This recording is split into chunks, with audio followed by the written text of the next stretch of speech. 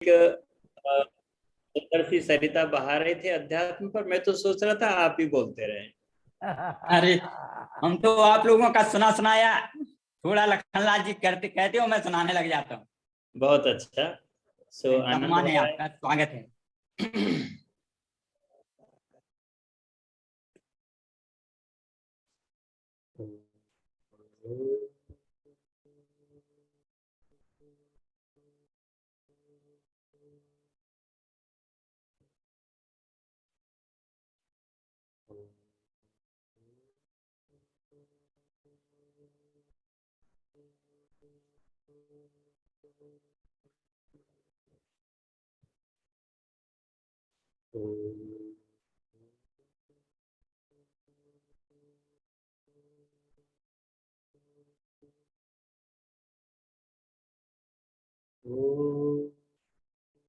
सनः पितेव सूनवेग्ने सुपायनो भव सचस्वानः स्वस्तये।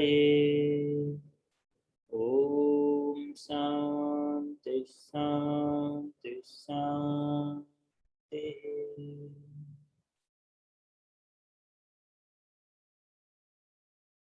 तो आप सभी आर्यभद्र पुरुषों को, माताओं को, मैं अपने भाइयों को, बुजुर्गों को, सबको हृदय से नमन करता हूँ। नमस्ते।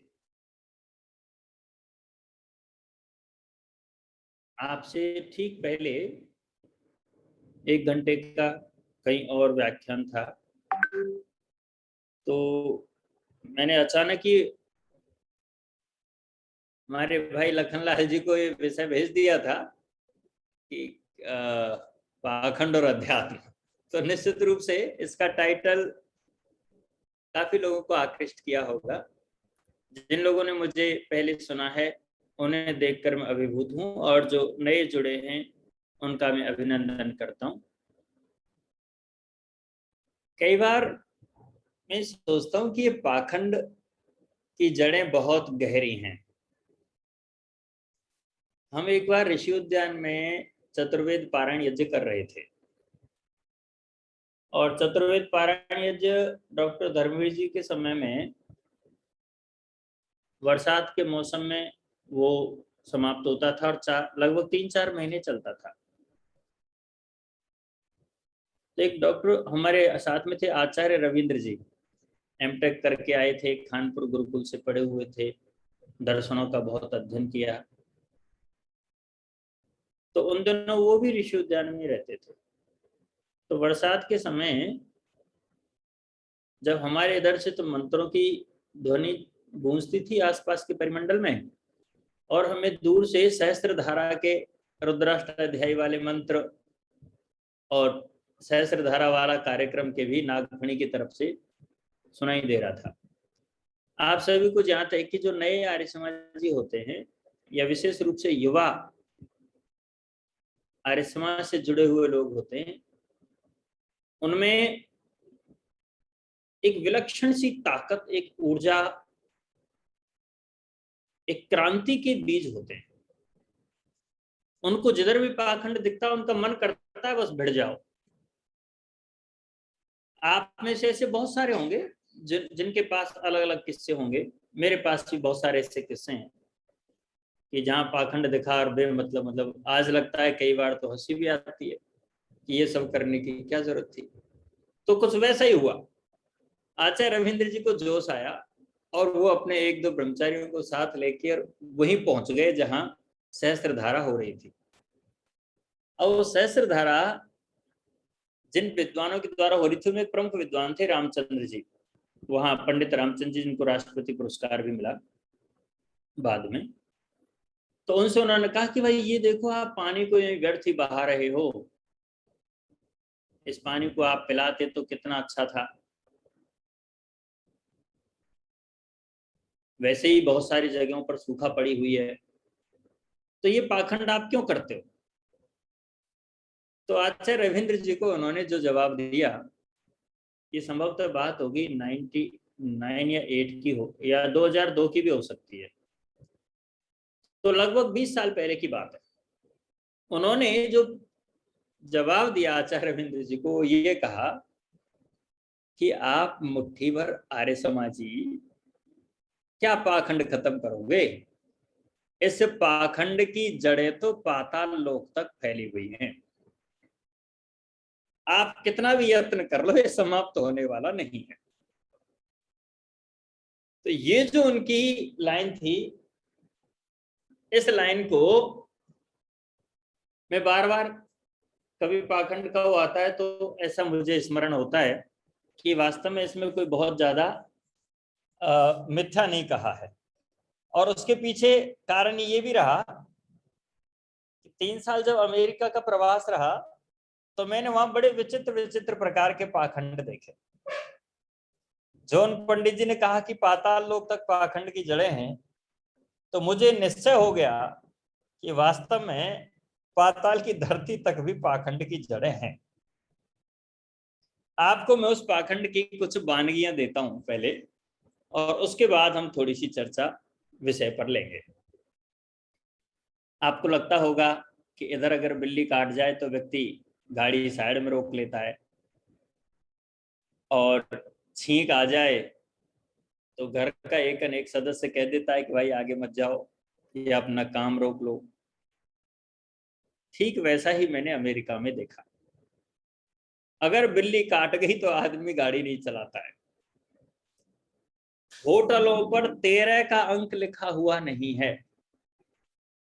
अगर 11 12 तो 13 हटा दिया, फिर 14 ही शुरू होगा कि 13 का जो अंक है वो बड़ा ही खतरनाक है, उसके पीछे मिथक जुड़े हुए हैं। उसके बाद एक हेलोविन वहां त्योहार मनता है। हेलोविन के दौरान लगभग 1-2 महीने तक लोग बड़े शौक से अपने घरों के आंगन में, घरों के बगीचे में, घरों की छतों पर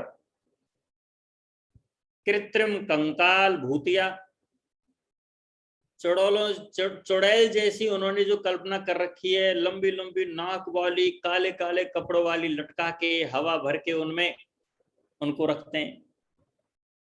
बच्चे भूतों का वेश धर धर के, कंकाल जैसा वेश धर धर के घर घर जाकर टॉफियां मांगते हैं। तो मुझे लगा यार, केवल ये हमारे यहाँ ही नहीं है, ये तो समस्या सब जगह है भाई। और इसको देखकर और एक बात याद आती है कि ये पाखंड केवल उन्हीं में नहीं है जिनको पाखंड से परे का उज्जवल पक्ष पता नहीं है। ये पाखंड उनमें भी है जो पाखंड समाप्त करने के लिए आर्य समाज में जुड़े थे।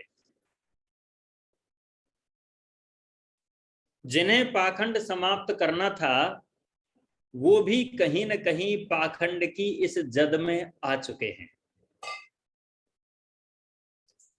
इसलिए मैंने इस विषय को चुना। पिछली बार भाई लखन जी ने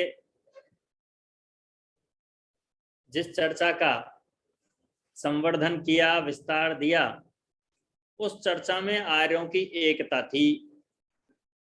वो एकता कुछ अंशों में पूरी हो गई। बाकी मन नहीं मिलेंगे, हृदय नहीं मिलेगा तो कितने दिन चलेगी ये पता नहीं। पर समानी व आकुति समाना हृदय आने वाले पक्ष को लेकर जो चर्चा हुई, उस पर भाई लखन जी से बात हुई कि सार्वदेशी की सभाएं भी एक हो गई। उनका अपना विचार था, किस मजबूरी में हुई, जजों ने किया, लेकिन हमारी सबकी भावना थी इस मंच पर जितने लोग थे।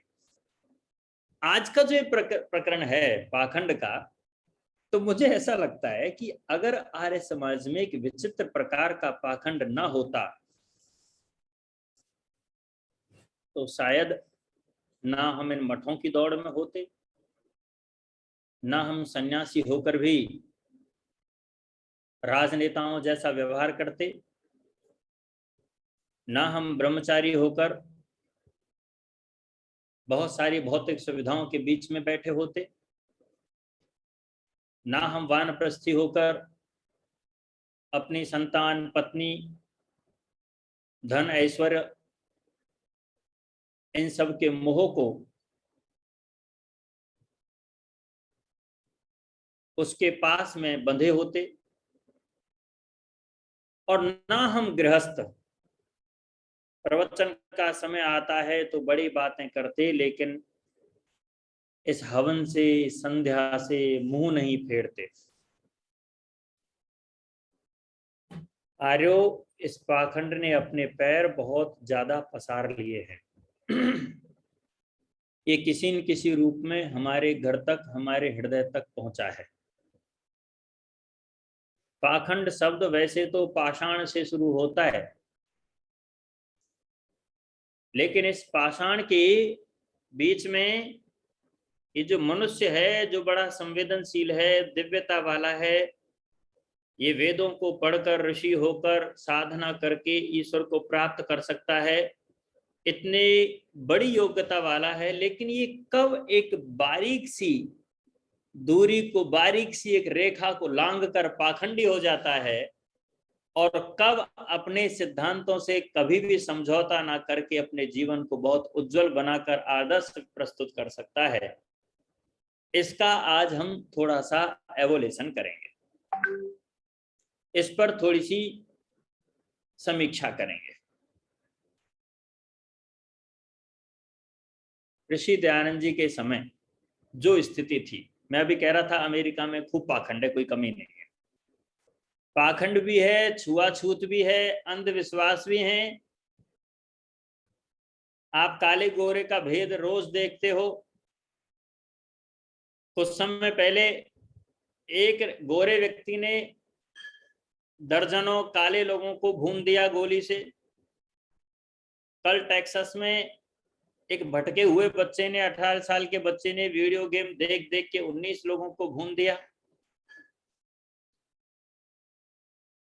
कब वहां काले लोगों पर गोरे लोग नफरत से थूक देते हैं, इसकी कोई गणना नहीं कर सकता।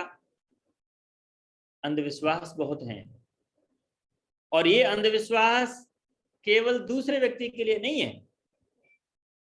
आपको आश्चर्य होगा, कैथोलिक वाला व्यक्ति प्रोटेस्टेंट वाले चर्च में नहीं जाता है, प्रोटेस्टेंट वाला कैथोलिक वाले के चर्च में नहीं जाता है। ये तो केवल दो धारा हुई, लेकिन कैथोलिक चर्च वाला भी, कैथोलिक शाखा वाला भी किस चर्च का सदस्य है, वो दूसरे वाले कैथोलिक के चर्च में नहीं जाता है। आश्चर्य होगा, जैसे ये कैथोलिक चर्च पीटर्स वाला है, ये कैथोलिक चर्च मार्टिन लूथर वाला है, ये कैथोलिक चर्च किसी अन्य संत के नाम से है, तो बहुत बार ये देखा गया है कि वो एक इस चर्च वाला व्यक्ति उस चर्च में नहीं जाता है। हमारे यहाँ का व्यक्ति जिधर भी देवी देवता दिखते वही धोख मार देता है। ये नहीं देखता है कि हनुमान जी जाटों के हैं या किसी यादव के हैं या ब्राह्मण के, कतई नहीं। सारे देवी देवताओं को जो उसने विग्रह के रूप में माने हैं, उसकी मति से, उसके ज्ञान के अनुरूप जैसे भी देवता हैं, वो उनमें इस तरह का भेद नहीं करता है। लेकिन एक बड़ा अजीबोगरीब अंधविश्वास डेवलप्ड कंट्री कहे जाने वाले, परम शक्तिशाली कहे जाने वाले अमेरिका में व्याप्त है। मैं आज थोड़ा सा कुछ ऐसी बातें भी कहूंगा कि जिनसे आपको ना एक बार तो लगेगा यार तुम्हारे समाजी होके कैसी बात करते हो, लेकिन वो थोड़ा सा आपको ना जानकारी के लिए बता दूं। एक कैलिफोर्निया के पास डेविल टावर है। मतलब कई बार पाखंड कितना, पाखंड के ऋषि दयानंद जी ने मूर्ति पूजा के, अंधविश्वास के बहुत सारे अवगुण गिनाए हैं, लेकिन मैं आपको थोड़े अंधविश्वासों के फायदे गिनाता हूं।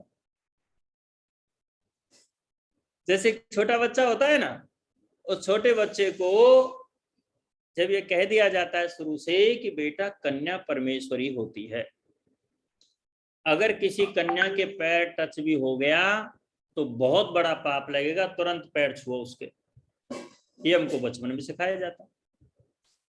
अब कन्या परमेश्वरी है तो आदमी भी कुछ तो परमेश्वर होता ही होगा थोड़ा बहुत, लेकिन नहीं, हमारी परंपरा है कि बच्चों को चरित्रवान बनाना है तो अपनी देवियों से, कन्याओं से, बहनों से, माताओं से बहुत ही इज्जत के साथ, सम्मान के साथ व्यवहार करें, उनको पूजा योग्य माने।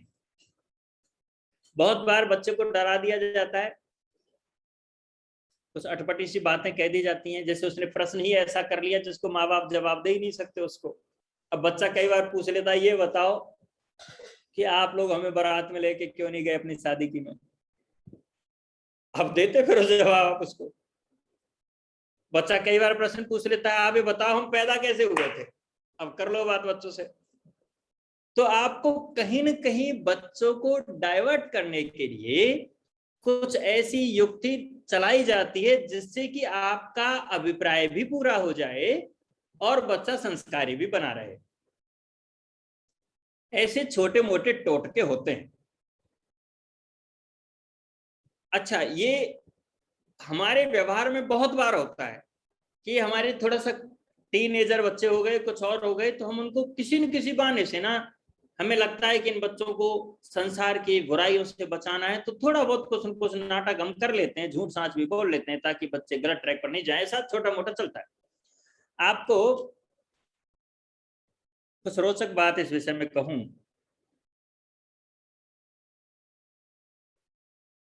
कि मार्टिन लूथर जिस समय जर्मनी के अंदर संघर्ष कर रहे थे, तो वहां क्या चल रहा था? वहां के पोप उन दिनों मुक्ति पत्र बांट रहे थे। अब झगड़ा ये था, मार्टिन लूथर जो थे, उन्होंने देखा कि भाई ये सारे पोप मुक्ति पत्र बांट रहे हैं, जिसके पास पैसे हैं वो जाता है चर्च में पोप के पास, वो पैसे जमा कराता है और धन देने के बाद वो मुक्ति पत्र उसको लिखित में दे देते हैं कि अब तेरा स्वर्ग पक्का है। मार्टिन लूथर ये कहते हैं कि जो तुम कर रहे हो वो गलत है, और वो गलत है उसके लिए उन्होंने फिर बिल्कुल प्रतिक्रिया में कह दिया कि भले ही सुई के छिद्र में एक दिन ऊंट प्रवेश कर जाए, ये तो संभव है, लेकिन धनी आदमी, अमीर आदमी स्वर्ग कभी नहीं जा सकता, ये हमेशा असंभव रहेगा। तो उसने रिएक्शन में ये बात वहां पर कह दी ताकि दूसरों को खून चूसकर अमीर हुए लोगों पर ये व्यंग जा सके कि सदाचार जब तक नहीं अपनाओगे, धर्मात्मा जब तक नहीं बनोगे, गरीबों का खून चूसना जब तक बंद नहीं करोगे, तब तक स्वर्ग की कल्पना करना व्यर्थ है। अब मैं आपको एक दूसरी तरफ लाता हूं। स्वामी दयानंद जी ने बहिर्निष्क्रमण संस्कार का जो विधि लिखी है, संस्कार विधि में, तो उसमें रात्रि की चंद्रमा दिखाई देता है और पिता की गोद में पुत्र है या पुत्री है, उसकी पत्नी जल का एक पात्र लोटा लेती है और चंद्रमा को अर्घ्य देती है।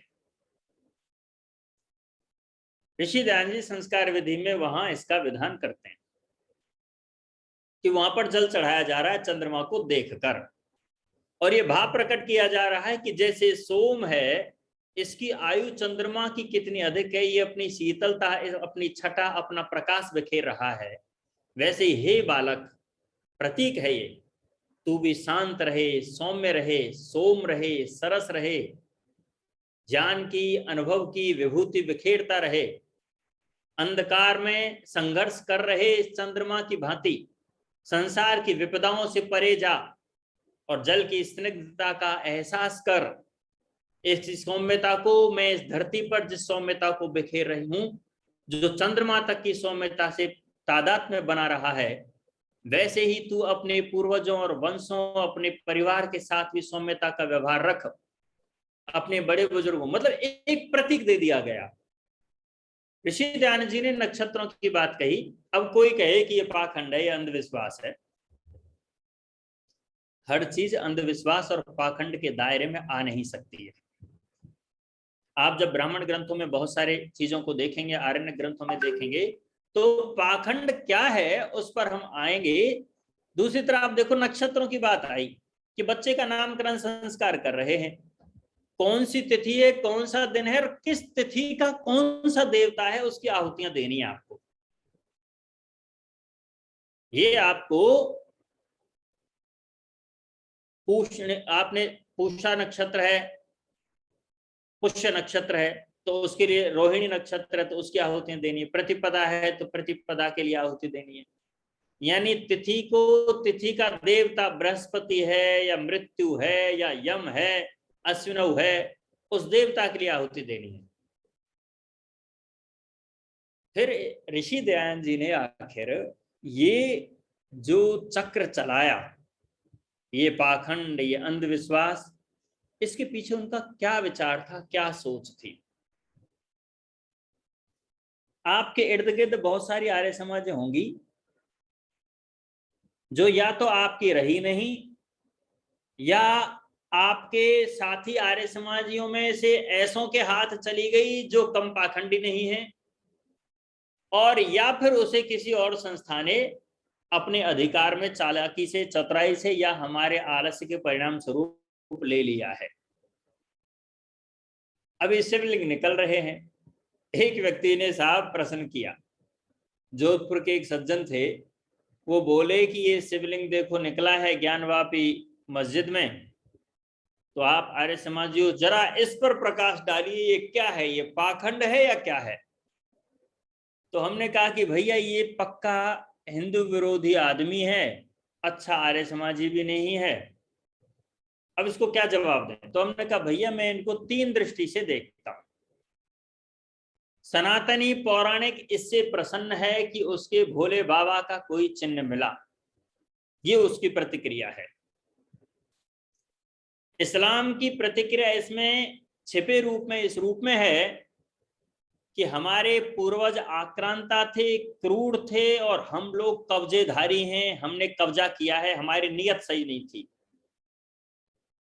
या ये सोचेंगे कि देखो एक हमारा इतिहास रहा है जब हमने इनकी प्रतिमाओं को, इनके मंदिरों को रौंद डाला और अब हमारा पराभव हो रहा है। दूसरी प्रतिक्रिया ये मुसलमानों की ओर से हो सकती है। लेकिन विघटित, ईर्ष्यालु, 100 साल की भी योजना जिनके पास नहीं, 2 साल की योजना जिनके पास नहीं, ऐसे चंद और नगण्य आर्य समाजियों की दृष्टि में ही मैंने कहा मित्र, ये हो सकता है कि ये पाखंड है और ये सांप्रदायवाद को बढ़ावा दे सकता है। लेकिन जो सच्चा आर्य समाजी होगा, जो ऋषि का प्यारा है, वो इस समय 2 राय पर खड़ा है। एक तरफ उसे लग रहा है कि माना कि पाखंड ही सही, मान लिया एक अंधविश्वास ही सही, लेकिन जो भी भटके, अटके, भूले पौराणिक लोग थे, हमारे ही पूर्वज थे, हमारे ही वर्ग के हैं, उनके इतिहास की जीत तो कहीं हो रही है, तो इस जीत को होने दिया जाए। ये जितने मिले उतना अच्छा है।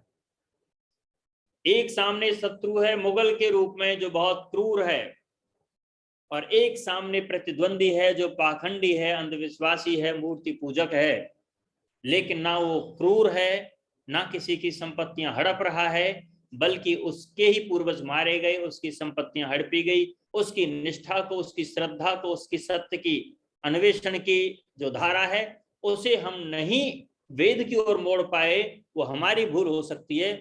लेकिन हम एक बड़ी विचित्र से 2 राय पर आकर के खड़े हो जाते हैं। श्री राम मंदिर का प्रकरण आता है। बाबरी मस्जिद पर जब स्वयं सेवकों ने वहां प्रयाण किया और बड़ी बड़ी रैलियां निकल रही हैं, तो आर्य समाज इंदौर, आर्य समाज अयोध्या के आसपास के और जितनी समाजें थी, उन्होंने कार सेवकों को, नॉट कार सेवक, स्वयं सेवक ही कहेंगे, उन सभी लोगों को, हाँ ये भी शब्द प्रयुक्त तो किया गया है, इन सबको उन्होंने भोजन कराया है, आश्रय दिया है, स्थान दिया है, पैसे दिए हैं। क्यों? इसलिए दिए हैं कि श्री राम महाराज जो थे वो ऐतिहासिक पुरुष हैं, भले ही वो ईश्वर नहीं है, लेकिन उनका इतिहास बचा रहना चाहिए। हमारे पूर्वज हैं, उनकी संस्कृति बची रहनी चाहिए, उनकी वसीयत, उनकी धरोहर, उनकी निशानियां पूरी दुनिया में अगर नहीं रहेंगी तो आने वाले दिनों में जैसे ईसाइयों ने कुचक्र चलाकर ये कल्पना कराना चाहा कि राम हुए ही नहीं, ये काल्पनिक हैं, कृष्ण हुए ही नहीं, काल्पनिक हैं, तो उनकी उस बात को बल मिलेगा और आने वाले दिनों में हमें ये प्रतिवाद करना भारी हो जाएगा कि वास्तव में हमारे कुछ इतिहास पुरुष थे या नहीं। इसलिए हम वहां भी एक स्थिति में थे। अजमेर से मैं उन दिनों अमेरिका से लौटा ही था, मुश्किल से 20 दिन हुए थे। मेरे पास भी कुछ लोग आए, उन्होंने कहा कि साहब राम मंदिर के लिए चंदा इकट्ठा कर रहे हैं। ये जनवरी फरवरी की बात है 2021 में। तो अपनी रसीदें लेकर के आए, संघ वाले लोग थे। मैंने कहा भाई देखो, आपकी रसीद आप ले आए, लेकिन आप ये सोच रहे होंगे मुख से बाहर से आया विदेश से तो पता ही नहीं लाख रुपए देगा और काम हो जाएगा। मैंने कहा नहीं, मैं अभी आपको धन नहीं दे सकता, लेकिन हमारी सारे जिले की आर्य समाजें मिलकर के आपको कुछ कोष अवश्य देगी। क्योंकि हो क्या रहा था कि लखनलाल जी ने भी मना नहीं किया, मोक्षराज ने भी मना नहीं किया, उधर हमारे पुरुषोत्तम जी ने भी मना नहीं किया, अनिल कुमार जी ने भी मना नहीं किया, चंद्रा माता जी ने भी मना नहीं किया। तो अब क्या हुआ कि हम लोग फुटकर में सब दे रहे थे, क्योंकि राम का इतिहास है, हमारे पूर्वजों का इतिहास है, हमारे हृदय की धड़कन है श्री राम, जिनके कारण हमारा जीवन चल रहा है, इसलिए हम दे रहे थे। लेकिन उसका कोई बड़ा कंट्रीब्यूशन दिख नहीं रहा था। यानी सारा खाते में किनके जा रहा था? अन्य संगठन के में। तो मैंने आती ही अपनी जिले की समाजों को कह दिया कि कोई भी इंडिविजुअल दान नहीं दे, जो दान इकट्ठा हो पूरे जिले का इकट्ठा होना चाहिए, और फिर वो आर्य समाज के नाम से रसीद कटनी चाहिए, और वो जो रसीद कटे उन लोगों के लिए कहने की बात है कि राम हमारे पूर्वज हैं, उनके इतिहास को हमें बचाने के लिए सहयोग है, ना कि हम मूर्ति पूजा के। मूर्ति पूजा अपनी जगह है, इतिहास अपनी जगह, और यही हुआ। 75 लाख रुपए का कंट्रीब्यूशन अकेले अजमेर से आर्य समाजियों के द्वारा इकट्ठा हुआ। ये जो 75 लाख रुपए था, यदि मैं इसकी गणना नहीं कराता कि केकड़ी आर्य समाज ने कितना दिया, मसूदा वालों ने कितना दिया, नसीराबाद वालों ने कितना दिया, पुष्कर वालों ने कितना दिया, कड़ेल वालों ने कितना दिया, आर्य समाज अजमेर ने कितना दिया, आदर्श नगर ने कितना दिया, यदि मैं इसको एक जगह लाने का यत्न नहीं करता तो उन अन्य संस्थाओं के अंदर भी यही रहता है, आर्य समाज ने कुछ किया नहीं। तो हमने उनको सब लोगों के बीच में जिले के लोगों को बुलाया, और तब पहले तो श्री रामचंद्र जी महाराज पर 1 घंटे का व्याख्यान रखा, अपने घर पर कार्यक्रम का आयोजन किया, 1 घंटे का व्याख्यान रखा कि आर्य समाज श्री राम जी महाराज को क्या मानता है। ये पहले संघ वालों को सुनाया 1 घंटे हमने उन भाइयों को, और उसके बाद कहा कि किस नियत से ये धन दिया जा रहा है। लेकिन इस तरह से क्या पूरे भारत में कोई अभियान चला? क्या हमारे आर्य लोग इसमें सजग रहे? क्या हमने 20-25 करोड़ रुपए से ज्यादा नहीं दे दिए होंगे आर्य समाज के संगठनों ने राम मंदिर के लिए, किसी न किसी रूप में, इंडिविजुअल या संस्थागत रूप से? लेकिन कोई आंकड़ा नहीं आया। और यही हुआ, जो न्यूज दूसरे दिन छपी उसमें यही टाइटल था कि हम मूर्ति पूजा को नहीं मानते, लेकिन श्री राम हमारे पूर्वज हैं, डॉक्टर मोक्षराज। इस टाइटल से वो न्यूज छपी, ताकि हम स्पष्ट कर देना चाहते हैं कि हमारे हृदय में क्या है, हम उस दो राहे पर, उस विभ्रम में जीना नहीं चाहते। अनेक बड़े बड़े नेताओं ने इस पर चुटकियां भी ली। अच्छा, तो अब आप भी मंदिर के लिए दान करने लग गए।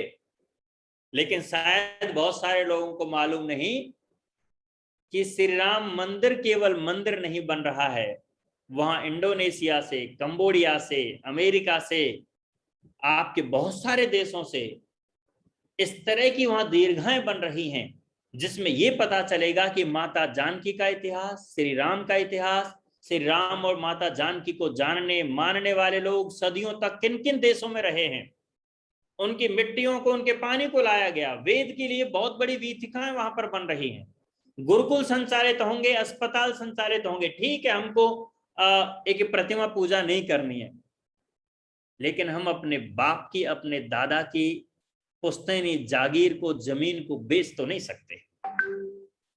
हम अपने इतिहास को मिटने नहीं देंगे। इसके लिए हमने, जब राम मंदिर का अभियान चला था, बाबरी मस्जिद गिराई गई, तब भी आर्य समाज ने स्पष्ट रूप से इसमें सहयोग किया, और अब भी हमने सहयोग किया।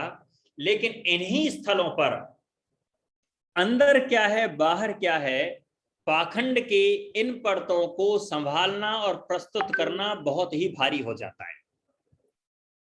तो आर्य समाज में जिस तरह का भी पाखंड है, उसे आप समझ पा रहे होंगे कि ऋषि दयानंद जी ने अगर चंद्रमा को अर्घ्य देने की बात कही है, नक्षत्र की बात कही है, उन्होंने किसी भी व्यक्ति को ईश्वर नहीं बनने दिया है।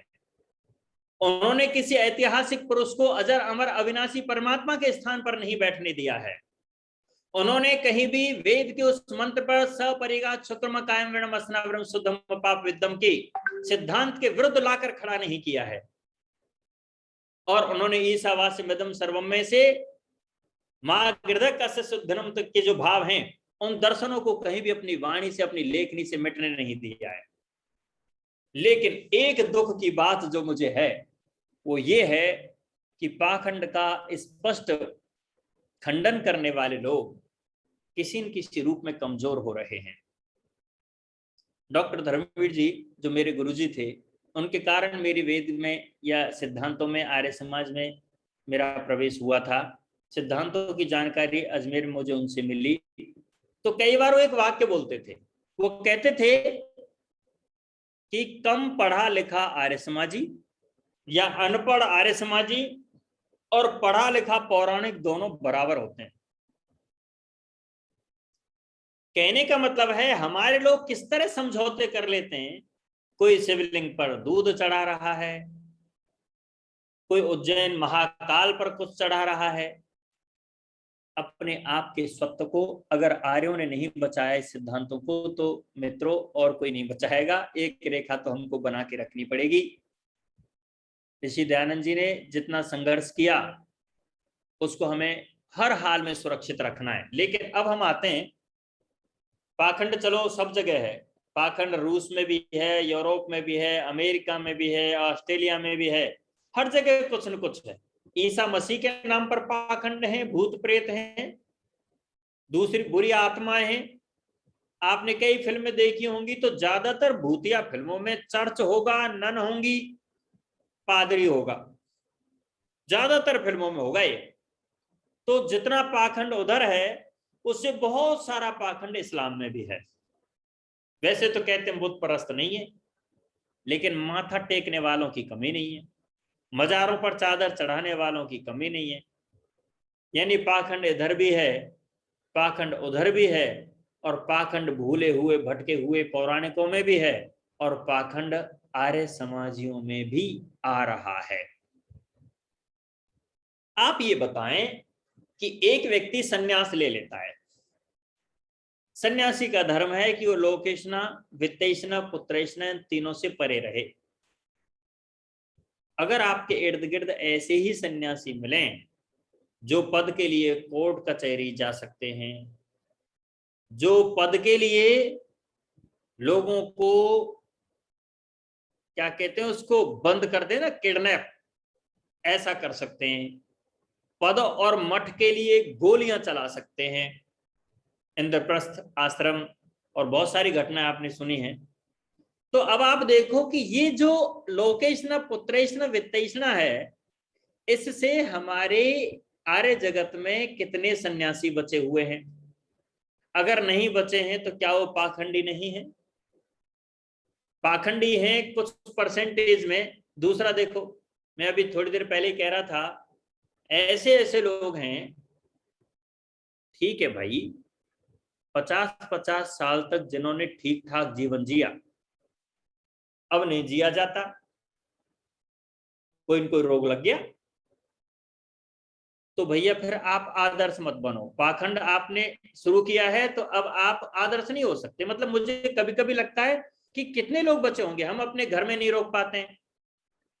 ससुर जी तो बहुत पक्के आर्य समाज, ये बहू को कैसे रोके, कोई युक्ति नहीं उनके पास।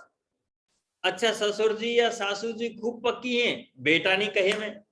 अरे पाखंड तो बहुत दूर की बात है, अंधविश्वास भी बहुत दूर की बात है। बच्चे मांस खाने लगे हैं, शराब पीने लगे हैं, विवाहेतर संबंध बना रहे हैं, जहां जाते हैं कहीं न कहीं दोष छोड़ करके आ रहे हैं, नाम बदनाम कर रहे हैं। ये सब क्या है?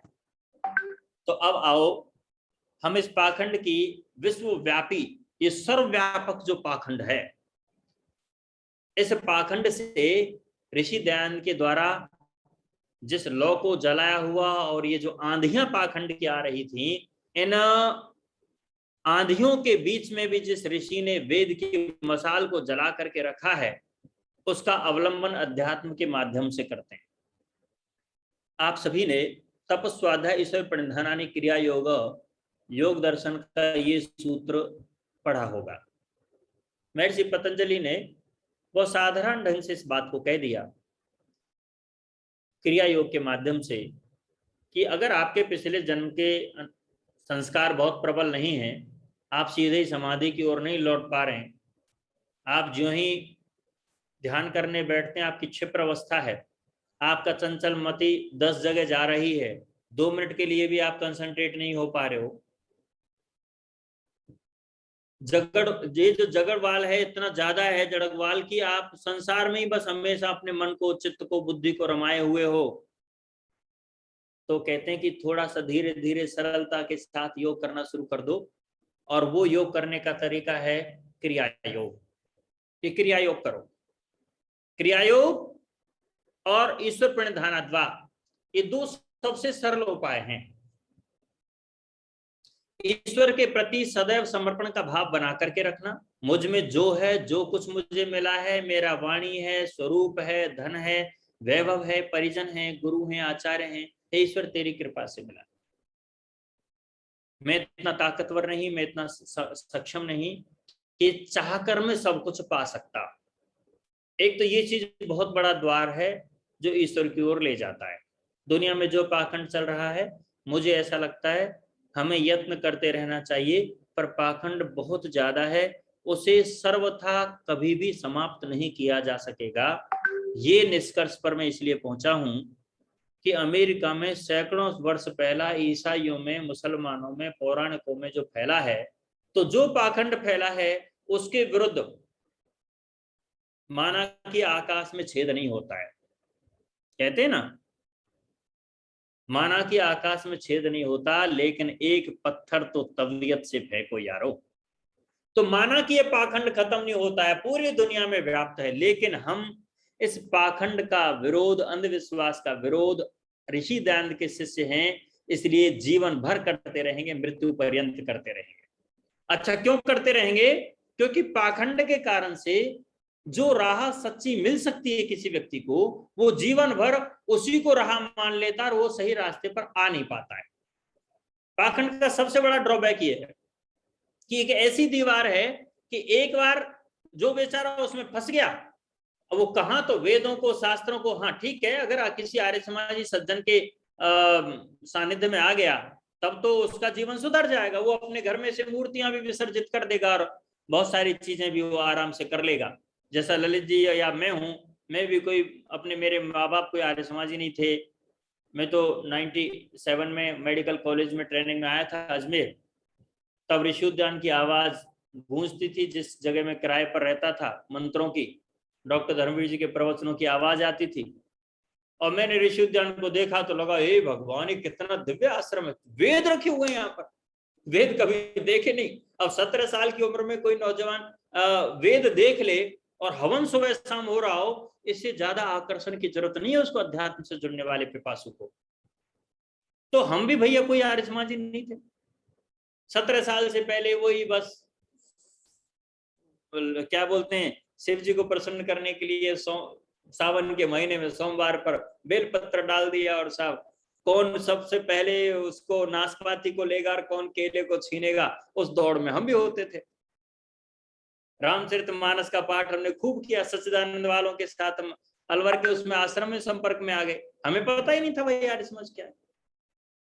तो यदि हमारे पास इतने सारे जो उपाय हैं, ऋषि दयानंद के दिए हुए अमोघ अस्त्र हैं, सत्यार्थ प्रकाश है, हमारे पास तर्क नाम का ऋषि है, हमारा स्वयं का जीवन है, जो जिस व्यक्ति के पास बैठेगा थोड़ी देर बात करेगा, बोलेगा यार बात तो आप सही कह रहे हो भाई, आप किसी से रोज एक बार दोस्ती करना शुरू कर दो, आप नमस्ते करना शुरू कर दो, आप जहां बैठोगे आपकी सुगंध शुरू हो जाएगी। आप यदि संवाद करने लग गए, जितने आर्य समाजी मित्र यहाँ पर हैं, 51 लोग जुड़े हुए हैं, इन 51 में से आप अगर डेली एक नियम बना लो, हमारे एक बद्री प्रसाद पंचोली जी हैं, उनको भी राष्ट्रपति पुरस्कार मिला, आर्य समाजी थे, मतलब थोड़े मिक्स से हो गए, वो आर्य समाजी भी हैं, लेकिन ऐसा ही है, कुछ लोग ज्यादा वो हो जाते हैं, लिबरल हो जाते हैं। तो अब क्या है कि उनको एक आदत है जो बहुत अच्छी है, वो कहते हैं कि हर दिन मेरा नियम है कम से कम एक अनजान व्यक्ति को मैं नमस्ते करता हूं, और उसको नमस्ते करने के बाद उसका नाम और थोड़ा बहुत ही पूछ लेता हूं कहाँ रहते हो, क्या करते हो, ये उनका नित्य का नियम है। उसका उन्होंने फल ये बताया कि 365 दिन में अगर मैं 365 नए लोगों को नमस्ते करता हूं, तो इसका ये परिणाम हुआ है कि मैं विश्व के किसी भी देश में चला जाऊं, मेरा कोई न कोई परिचित जरूर मिलेगा। तो हमारा एक आर्य समाजी व्यक्ति अगर नित्य एक व्यक्ति के पास 5 मिनट बैठ जाए, उससे थोड़ी गपशप कर ले, मैं आपको ये भरोसा दिलाता हूं कि आप में वो ताकत है, ऋषि दयानंद का वो आकर्षण है कि वो व्यक्ति आपका बनेगा। आप पहली भेंट में उसे सत्यार्थ प्रकाश ना दें, चलेगा, आप उसे ऋग्वेदादि भाषमुखा के प्रति प्रेरित ना करें, चलेगा, लेकिन अगर आपने थोड़ा भी संवाद किसी व्यक्ति से किया है, तो मैं उसी जर्मन के उस विजिटर की बात कहना चाहूंगा जिसने कहा था कि भारत में जब कभी आप घूमते हो, डवायसन पाल ने कहा था कि भारत में आप घूमो, अगर किसी व्यक्ति के चेहरे पर मुस्कुराहट है, उसकी दृष्टि में यह है कि मैं आपकी क्या मदद कर दूं, जो बिल्कुल निश्चल और सादगी से रहता हो, जो आपकी सहयोग के लिए आतुर रहता हो, तो समझ लेना कि वो आर्य समाजी है, वो कोई और व्यक्ति नहीं है, वो आर्य समाजी है। तो आप प्रत्येक आर्य में जो इस मंच पर इस समय जुड़ा हुआ है, आपके अंदर एक टीस है, एक भूख है ऋषि दयानंद के काम की, आपके अंदर एक ललक है। ये भाई लखन जी का दिया हुआ जो मंच है, इसमें जितने जुड़े हुए सब में एक बहुत बड़ी ताकत है। अगर आप 5 मिनट किसी के साथ, आप गाड़ी में बैठ के देखो, सबके पास ऐसे उदाहरण हो गए, आप बस में बैठो, आप ट्रेन में बैठो, आप स्कूल में जाओ, आप मार्केट में सब्जी खरीद रहे हो, आप बस अपनी वाणी से कुछ बोल दीजिए, सामने वाले को नमस्ते और हालचाल पूछ लीजिए, आपको आश्चर्यजनक परिणाम अपनी जिंदगी में आएगा। मैं कह रहा हूं इस विषय में कि हम पाखंड पूरा खत्म नहीं कर सकते, मान लिया, लेकिन हम अपने आप को अभिव्यक्त कर सकते हैं। तपस स्वाध्याय ईश्वर प्रणिधानानि क्रिया योग जो कहा, हमको तपस्या करनी है साहब। कैसे करें तपस्या? सन्यासियों ने तो ऐसी आश्रम बना लिए, बढ़िया बढ़िया कमरे, रिजर्वेशन भी एसी में। भाई अगर अच्छा खर्चा नहीं दे सकते तो नहीं आएंगे हम। तो जो गर्मी सर्दी है, ये फल इकट्ठे रखना, भाई हम ये चीज शाम को नहीं खाते। और देखो विदेश में कुछ सन्यासी चले गए, बोल ड्राई फ्रूट्स के अलावा हम कुछ खाते ही नहीं है। और ठीक है भैया, खा लो। एक दिन भीनमाल की बात है, आचार्य अग्निवत जी के आश्रम में 2 सन्यासी, बड़े, दोनों के स्वभाव बहुत अलग अलग। अब नाम जिनको मैं क्रिटिसाइज कर रहा हूं उनका नाम नहीं लूंगा, पर जिनकी प्रशंसा कर रहा हूं उनका ले लेता हूं। अब क्या हुआ, दोनों के दोनों एक कमरे में ठहरे हुए। अब एक के पास साहब सेब कटा हुआ, और 2-3 फल।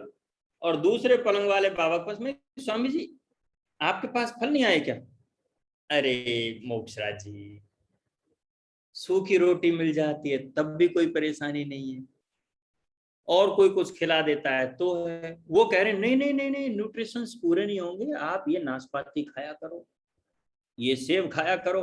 वो बोले भैया, हम बाबाओं को कहीं से रोटी जैसी तैसी मिल जाए वही बहुत है, हम कहां अगर इन फलों के चक्कर में पड़ गए तो बाकी काम हमारे रह जाएंगे। तो जो स्वामी श्रद्धानंद जी मथुरा अलीगढ़ के पास रहने वाले हैं, उनकी उम्र हो गई है अभी 100 से ऊपर, 101 से ऊपर है वो। और आज भी उनका हंसना, उनका बोलना, अभी पास में यहाँ एक गांठ हो गई थी कैंसर की, लेकिन वो भी अब रिमूव हो गई है, कोई डर नहीं है, कोई भय नहीं है, प्यार से अपना जीवन जी रहा है। उन्होंने कहा कि भैया मुझे जो मिल जाए बढ़िया, मैं इन फलों के चक्कर में कहां पड़ूं। और दूसरे बाबा ये कह रहा है कि साहब इसके बिना तो मेरा हाजमा ही ठीक नहीं रहता, क्योंकि वो पेंशनर थे, अच्छा खूब पैसा मिला और लाइफ स्टाइल उन्होंने ऐसी कर ली। तो वो तो चले गए 65 में ही, 65 की एज में वो बाबा अभी 1.5 साल पहले चले गए। और ये बाबा 101 साल के बाद भी मृत्यु अपाग्नता, वो मृत्यु को लात मार रहे हैं, आके दिखा। तो जो एक जीवन जीने का जो तरीका है ना, इसको अध्यात्म की ताकत से थोड़ा सा बड़ा कर दो। एक व्यक्ति चने की 2 रोटी खाता था, साधु। अब आप सोचो, चने की रोटी, थोड़ा बहुत जो हल्का सा गेहूं मिलता होगा, नहीं तो चने की अकेले तो रोटी बने क्या किसी से, अच्छे से अच्छे लखन वाली स्त्री से नहीं बने। अब वो बाबा बस वो टिक्कड़ बनाता था 2, खुद बनाता था, वो तो बाबा था। अब वो चने की रोटी बना रहा है और 2 रोटी खाता है। किसी ने उससे पूछा कि बाबा तू क्या माल खाता है जो लाल टमाटर सा हो रहा है? तो बाबा ने कहा कि भाई ये चने की 2 रोटी खाता हूं, और एक टाइम तो केवल दूध मिल जाए तो दूध, और नहीं तो भैया पानी पी के सो जाता हूं। कि फिर तू इतना लाल क्यों हो रहा है, इतना रक्त है तेरे चेहरे पर? तो वो कि दूध नहीं पीता, बोल दूध नहीं पीता, सॉरी उस दूध पीता ही नहीं था वो। तो उन्होंने कहा फिर बिना दूध के, बिना माल क्या बोलते हैं उनको, मेवाओं के, बिना किसी फल के, और तुम बस एक ये 2 चने की रोटी खाते हो और उसी में ऐसे मस्त हो रहे हो। तो कहते हैं कि बेटा ये जो एक रोटी खाता हूं ना, ये एक रोटी तो रोटी की पूर्ति करती है, और दूसरी रोटी दूध की, फल की, मेवाओं की, उसकी पूर्ति करती है। तो बोले ऐसे कैसे? बोल मैं इतना चबा चबा के खाता हूं इन 2 रोटियों को कि मुझे सारे गुण इसी से मिल जाते हैं, भगवान का प्रसाद समझ करके खाता हूं। तो एक तो ये संत हैं, साधु हैं, आपके इर्द गिर्द रहे होंगे। अब तो आपकी बगीचियां खत्म हो रही हैं, आपके गांव के आश्रम समाप्त हो रहे हैं, जहां बाबा लोग आकर के ठहरते थे फक्कड़, वो ढोंगी है, पाखंडी है, रुद्राक्ष वाला है, चमन या वो चिमटे वाला है, या धूनी वाला है, कैसा भी है, लेकिन उसकी फक्कड़पंथी को आप इग्नोर नहीं कर सकते। वो भिक्षा मांग करके अपने कमंडल में उसे जो कुछ मिला, वो जो उसका समर्पण है अपने जीवन के प्रति, उसको लगता है कि मैं कहीं भी जाऊंगा मुझे कुछ मिलेगा, उसका मुकाबला नहीं कर सकते एसी वाले लोग, ये फल और जूस वाले लोग। तो कह रहा हूं तपः स्वाध्याय, तप।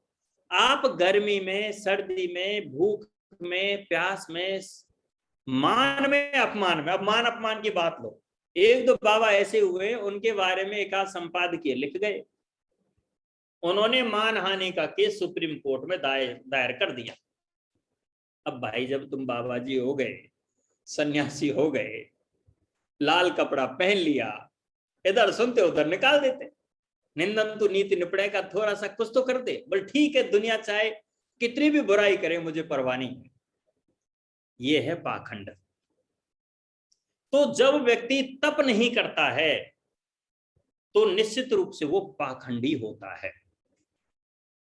तप के समय में जो तप नहीं करता, तो जो सर्दी में, गर्मी में, भूख प्यास में, मान अपमान में, हानि लाभ में, सुख दुख में जय पराजय में अपनी मन स्थिति को एक नहीं रखता, उस व्यक्ति को आध्यात्मिक या धार्मिक कहलाने का अधिकार नहीं है।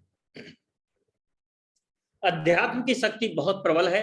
अध्यात्म के लिए किसी विग्रह की आवश्यकता नहीं, किसी मूर्ति की आवश्यकता नहीं, किसी मठ और मंदिर की आवश्यकता नहीं। जिनका वैराग्य जगता है वो इसमें बहुत ऊंची उड़ान भरते हैं, अपने साथ ईश्वर की सदैव डोर रखते हैं और दुनियादारी से अपने आप को मोड़ कर रखते हैं। ऐसे अध्यात्म के पिपासुओं के लिए फिर कहा गया कि हे कर्म योगियों, तुम स्वाध्याय करते रहो। हे क्रिया योगियों, स्वाध्याय करो। और स्वाध्याय में 3 बातें हैं। बहुत सारे 2 बातें भी कहते हैं, लेकिन मुझे इसकी 3 बातें समझ में आती हैं महर्षि पतंजलि की। पहली बात यह है, क्योंकि आपने देखा भरतृहरि जी ने कितना अच्छा कहा, क्वचित भूमौ शय्या क्वचिदपि च पर्यंक शयनम क्वचित शाकाहारी क्वचिदपि च शाल्योदन रुचि क्वचित कंठाधारी क्वचिदपि च दिव्यांबरधरो मनस्वीकार्यार्थी न गणयति दुखम न च सुखम।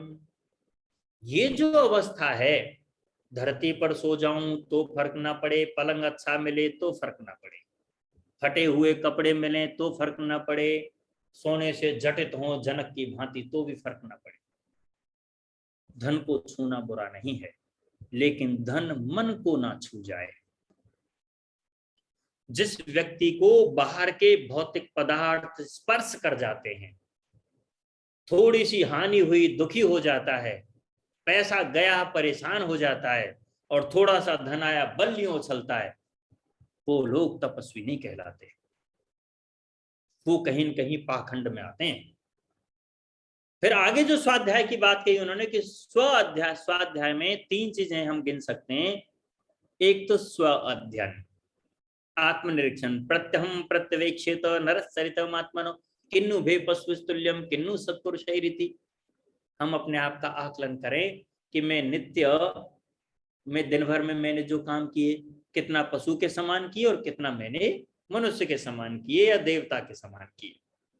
इस बात का आकलन करते रहना। मित्रों, ये जो अध्यात्म है वो नितांत ऐकांतिक विषय है, अकेले का विषय है, निजी विषय है। दुनिया से हर चीज बांट लेना, दुनिया को खूब उपदेश देना, अपने जीवन के अनुभव सुनाना, लेकिन जिस समय आंखें बंद कर लो तो सारी दुनिया को भूलकर अपने प्रभु के पास जरूर ठहरना सीखो। जिसको ये कला आ गई, जो भीड़ में रह करके भी एकांत अनुभव करता है, वो व्यक्ति अकेले, और वो व्यक्ति वो नहीं है जो अकेले में रहकर जंगल में भी सारे परिवार को मन के स्तर पर साथ लेकर घूमता है। अध्यात्म की जो प्यास है आपके सांसारिक कार्यों में आपको चलते हुए भी बाधित न करेगी, बल्कि ताकतवर बनाएगी। और उसके लिए कहा कि स्व अध्याय, स्वयं का अध्ययन करो। मैं ये कार्यक्रम दिखावे के लिए कर रहा हूं, मैं बहुत प्रसिद्ध होने के लिए कर रहा हूं, मैं ऋषि का काम कर्तव्य भावना से करना मुझे चाहिए इसलिए कर रहा हूं, मुझे इस कार्य को करके बहुत आनंद अनुभव हो रहा है इसलिए कर रहा हूं, मुझे करना चाहिए, मैं नहीं करूंगा तो कौन करेगा इस भाव के साथ कर रहा हूं, मैं अपने धर्म को नहीं छोड़ सकता इस भाव के साथ कर रहा हूं। आखिर नियत पर पूरी दुनिया टिकी है। आप किस काम को किस नियत से कर रहे हो, इससे आपके चित्त पर संस्कार पड़ने लगते हैं। मैं अच्छे कपड़े पहनता हूं, इससे कोई संस्कार नहीं पड़ेगा, लेकिन मैं कांच के सामने जाके 10 बार ये देखता हूं ये ड्रेस मुझे कैसी लग रही है, मुझसे कितने लोग इंप्रेस होंगे, तो संस्कार पड़ेगा। आपकी आत्मा पर, आपके चित्त पर संस्कार दुनिया का पड़ेगा, दिखावे का पड़ेगा, भौतिकता का पड़ेगा, संसार का पड़ेगा। तो अध्यात्म के क्षेत्र में नितांत अकेले हो जाने की जरूरत है, आप और आपका ईश्वर, इसके अलावा कुछ नहीं। स्व अध्ययन, अपने आप का अध्ययन, सु अध्ययन, वेदादि शास्त्राणाम अध्ययनम प्रणव जपो वाह। सु, अच्छा अध्ययन। आप सारे लोग सब अच्छा अध्ययन करते हैं, इसलिए आपको कहने की आवश्यकता नहीं। वेदादि सत्य शास्त्रों को पढ़ते हैं, ऋषि ध्यान के द्वारा आर्ष विधि में जिस रीति में बताए गए उनको पढ़ते हैं, इसलिए आप सो अध्ययन करते हैं। अगर आप किसी पुराण का भी अध्ययन करेंगे, किसी और ग्रंथ का, बाइबल का करेंगे, कुरान का करेंगे, तो उसको अध्ययन करने से पहले आपके अंदर सत्य प्रतिष्ठित है। आप उसको समीक्षा के आधार पर अध्ययन करते हो कि देखो इसमें कितनी गड़बड़ जा रहा है, आप उसे पकड़ लेते हो। सो उस कोटि से आपके दायित्व क्या हैं? राष्ट्र के प्रति, समाज के प्रति, पाखंड के उच्छेदन के प्रति, समाज के प्रति, उसको आप कर रहे हो। लेकिन यहाँ पर जहां अध्यात्म की बात आती है, आत्मा की पिपासा की बात आती है, आत्म उन्नति की बात आती है, वहां पर आपको नितांत रूप से वेदादि सत्य शास्त्रों का अध्ययन और उस ओम के जप में ही डूब जाना है। ये आपको दूसरी युक्ति हमारे जैसे कर्मयोग का जो वर्णन है गृहस्थ है उनके लिए है। मैं सन्यासियों वाली बहुत बड़ी बातें नहीं कर सकता। सन्यासी लोग हमसे बहुत ऊंचे होते हैं, अगर वो सन्यासी हैं तो। तीसरा विषय वहां पर स्वाध्याय का है, वो है स्वाध्याय, सुअध्याय और इसके साथ साथ है, यानी हमने अपना अध्ययन किया, अच्छा अध्ययन किया, और साथ में है प्रणव का जप। वेदाति शास्त्रों का अध्ययन करना और ओम का जप करना, तीन तत्व यहां पर हैं। और तीसरा है ईश्वर प्रणिधान, तपस्वाध्याय ईश्वर प्रणिधानानि क्रिया योग। यदि हमारा जीवन ईश्वर के प्रणिधान के साथ चलता है, लोगों में बड़ी बड़ी समस्याएं हो रही हैं। यदि इन आर्यों में पाखंड और अंधविश्वास न होता तो ये एक दूसरे को सम्मान देते, ये काम करने वाले की कद्र करते, ये स्वयं ही अपने से अधिक प्रतिभाशाली, अपने से अधिक योग्य, अपने से ज्यादा अनुभवी व्यक्ति को स्वयं ही इच्छा से, श्रद्धा से, निष्ठा से अपना स्थान दे देते। ये स्वयं ही मिलकर ये कहते कि आओ मेरे प्यारे आर्यो, साथ मिलो, बैठकर कुछ करें, कुछ नहीं चाहिए हमें, कोई पद नहीं चाहिए, बस सब एक तरह का काम करने लगते। लेकिन इनमें अध्यात्म का अंश समाप्त हो रहा है और ये स्वयं एक विचित्र सा पाखंड कर रहे हैं। अंदर कुछ है, बाहर कुछ है। मनसि वचसि काये पुण्य पीयूष पूर्णा त्रिभुवन मुपकार श्रेण भी प्रीणयंत परगुण परमाणु पर्वती कृत्य नित्यम निज हृदय विकसंत संति संत के अंत। ये उस जीवन को नहीं जी पा रहे हैं। तो आज का जो ये 1 घंटे का व्याख्यान हो गया है, वैसे तो अध्यात्म और पाखंड को लेके मैं यही कहूंगा, जितने भी मुझसे वरिष्ठ हैं, छोटे हैं, बड़े, देखिए, ना आपको पता है ना मुझे पता है कि हम लोग अभी 100 साल जिएंगे या 10 साल जिएंगे। आप बस इतना सा अंदाजा लगा लो कि जिस दिन ये शरीर छोड़ो, जिस दिन शरीर छोड़ोगे, क्या जवाब दोगे, क्या साथ जाएगा। अगर हम उस रेखा पर खड़े हो गए कि मैं अगले पल जाने वाला हूं, तो मैं अगले पल जाने वाला हूं, तो जो मेरा व्यामोह है, जो मेरा संसार है, जो मेरे पदार्थ है, वो तो गए एक तरफ, ये रेखा बन चुकी, वो तो गए। तो अब मेरे पास क्या है, तो अब मेरे पास क्या हो जाए, मैं कितना समृद्ध होकर के जाऊं, इसके लिए अपनी अध्यात्म की ताकत को बढ़ाइए, आत्मा की ताकत को बढ़ाइए, ईश्वर से जुड़ने का यत्न कीजिए। प्रभु ने, परमात्मा ने, ऋषि दयानंद जी ने जो वेद में उस पर ब्रह्म के बारे में कहा है, उससे जुड़ने की चेष्टा कीजिए। और इस जुड़ने के काम में किसी बाहर के आडंबर की, किसी तरह के पाखंड की, किसी दिखावे की आवश्यकता नहीं है। नितांत रूप से अपने अंदर डूब जाइए, ईश्वर में डूब जाइए। आप सभी लोग इस दिशा में आगे बढ़ें, आप अध्यात्म की धारा में आगे बढ़ें, आत्मा का आपको दर्शन हो, आप मनस्वी हो, तेजस्वी हो, निधिध्यासन करें, चिंतन करें और याज्ञवल्क्य और मैत्री की भांति एक उदात्त ग्रस्त के लक्ष्यों को पूरा करें। इस भाव के साथ मैं आप सभी को नमन करता हूं। बहुत बहुत धन्यवाद, बहुत बहुत साधुवाद। और बहुत ही उदाहरणों के साथ में और यथार्थ और आंखों देखा हाल पाखंड के ऊपर हम सभी के बीच में सम्मानित डॉक्टर मोक्षराज जी ने रखा। और जिन महान भावों का जो प्रश्न हो, वो रेज द हैंड का बटन दबा करके अपना प्रश्न पूछ सकता है, अपनी शंका का समाधान इस मंच से ले सकता है। और एक सूचना, 27, 28, 29 तारीख को अंतर्राष्ट्रीय वैदिक विद्वान आनंद पुरुषार्थी जी आपके बीच में रहेंगे 27-28-29 को, उनको सुनना ना भूलें। तो जो भी प्रश्न हो एक बार रेज द हैंड का बटन दबा दें। हमारे बीच में एडमिन लिखा हुआ है, पहली बार जुड़े हैं, गुलाबी कपड़े पहने हुए। अपना ऑडियो खोल लीजिए भाई साहब, परिचय दे दीजिए सभी को। जी जी परिचय दे दीजिए। नमस्ते जी। नमस्ते जी। मेरा नाम हेमदेव आर्य, हेमदेव थापर। और अ, थापर जी सादर नमस्ते। आज आनंद प्रसाद जी ने आपके कार्यों की चर्चा की थी हमसे, स्वागत है आपका। जी जी जी धन्यवाद जी। जी जी जी जी मैं पुणे में रहता हूँ। जी बिल्कुल। जो है हेमदेव थापर जी पुणे पिंपलाली चटवड़ में हैं आप। शिक्षा बीकॉम एमए संस्कृत कर रहे हैं। व्यवसाय नौकरी कंपनी में कमर्शियल मैनेजर में के रूप में कार्यरत हैं।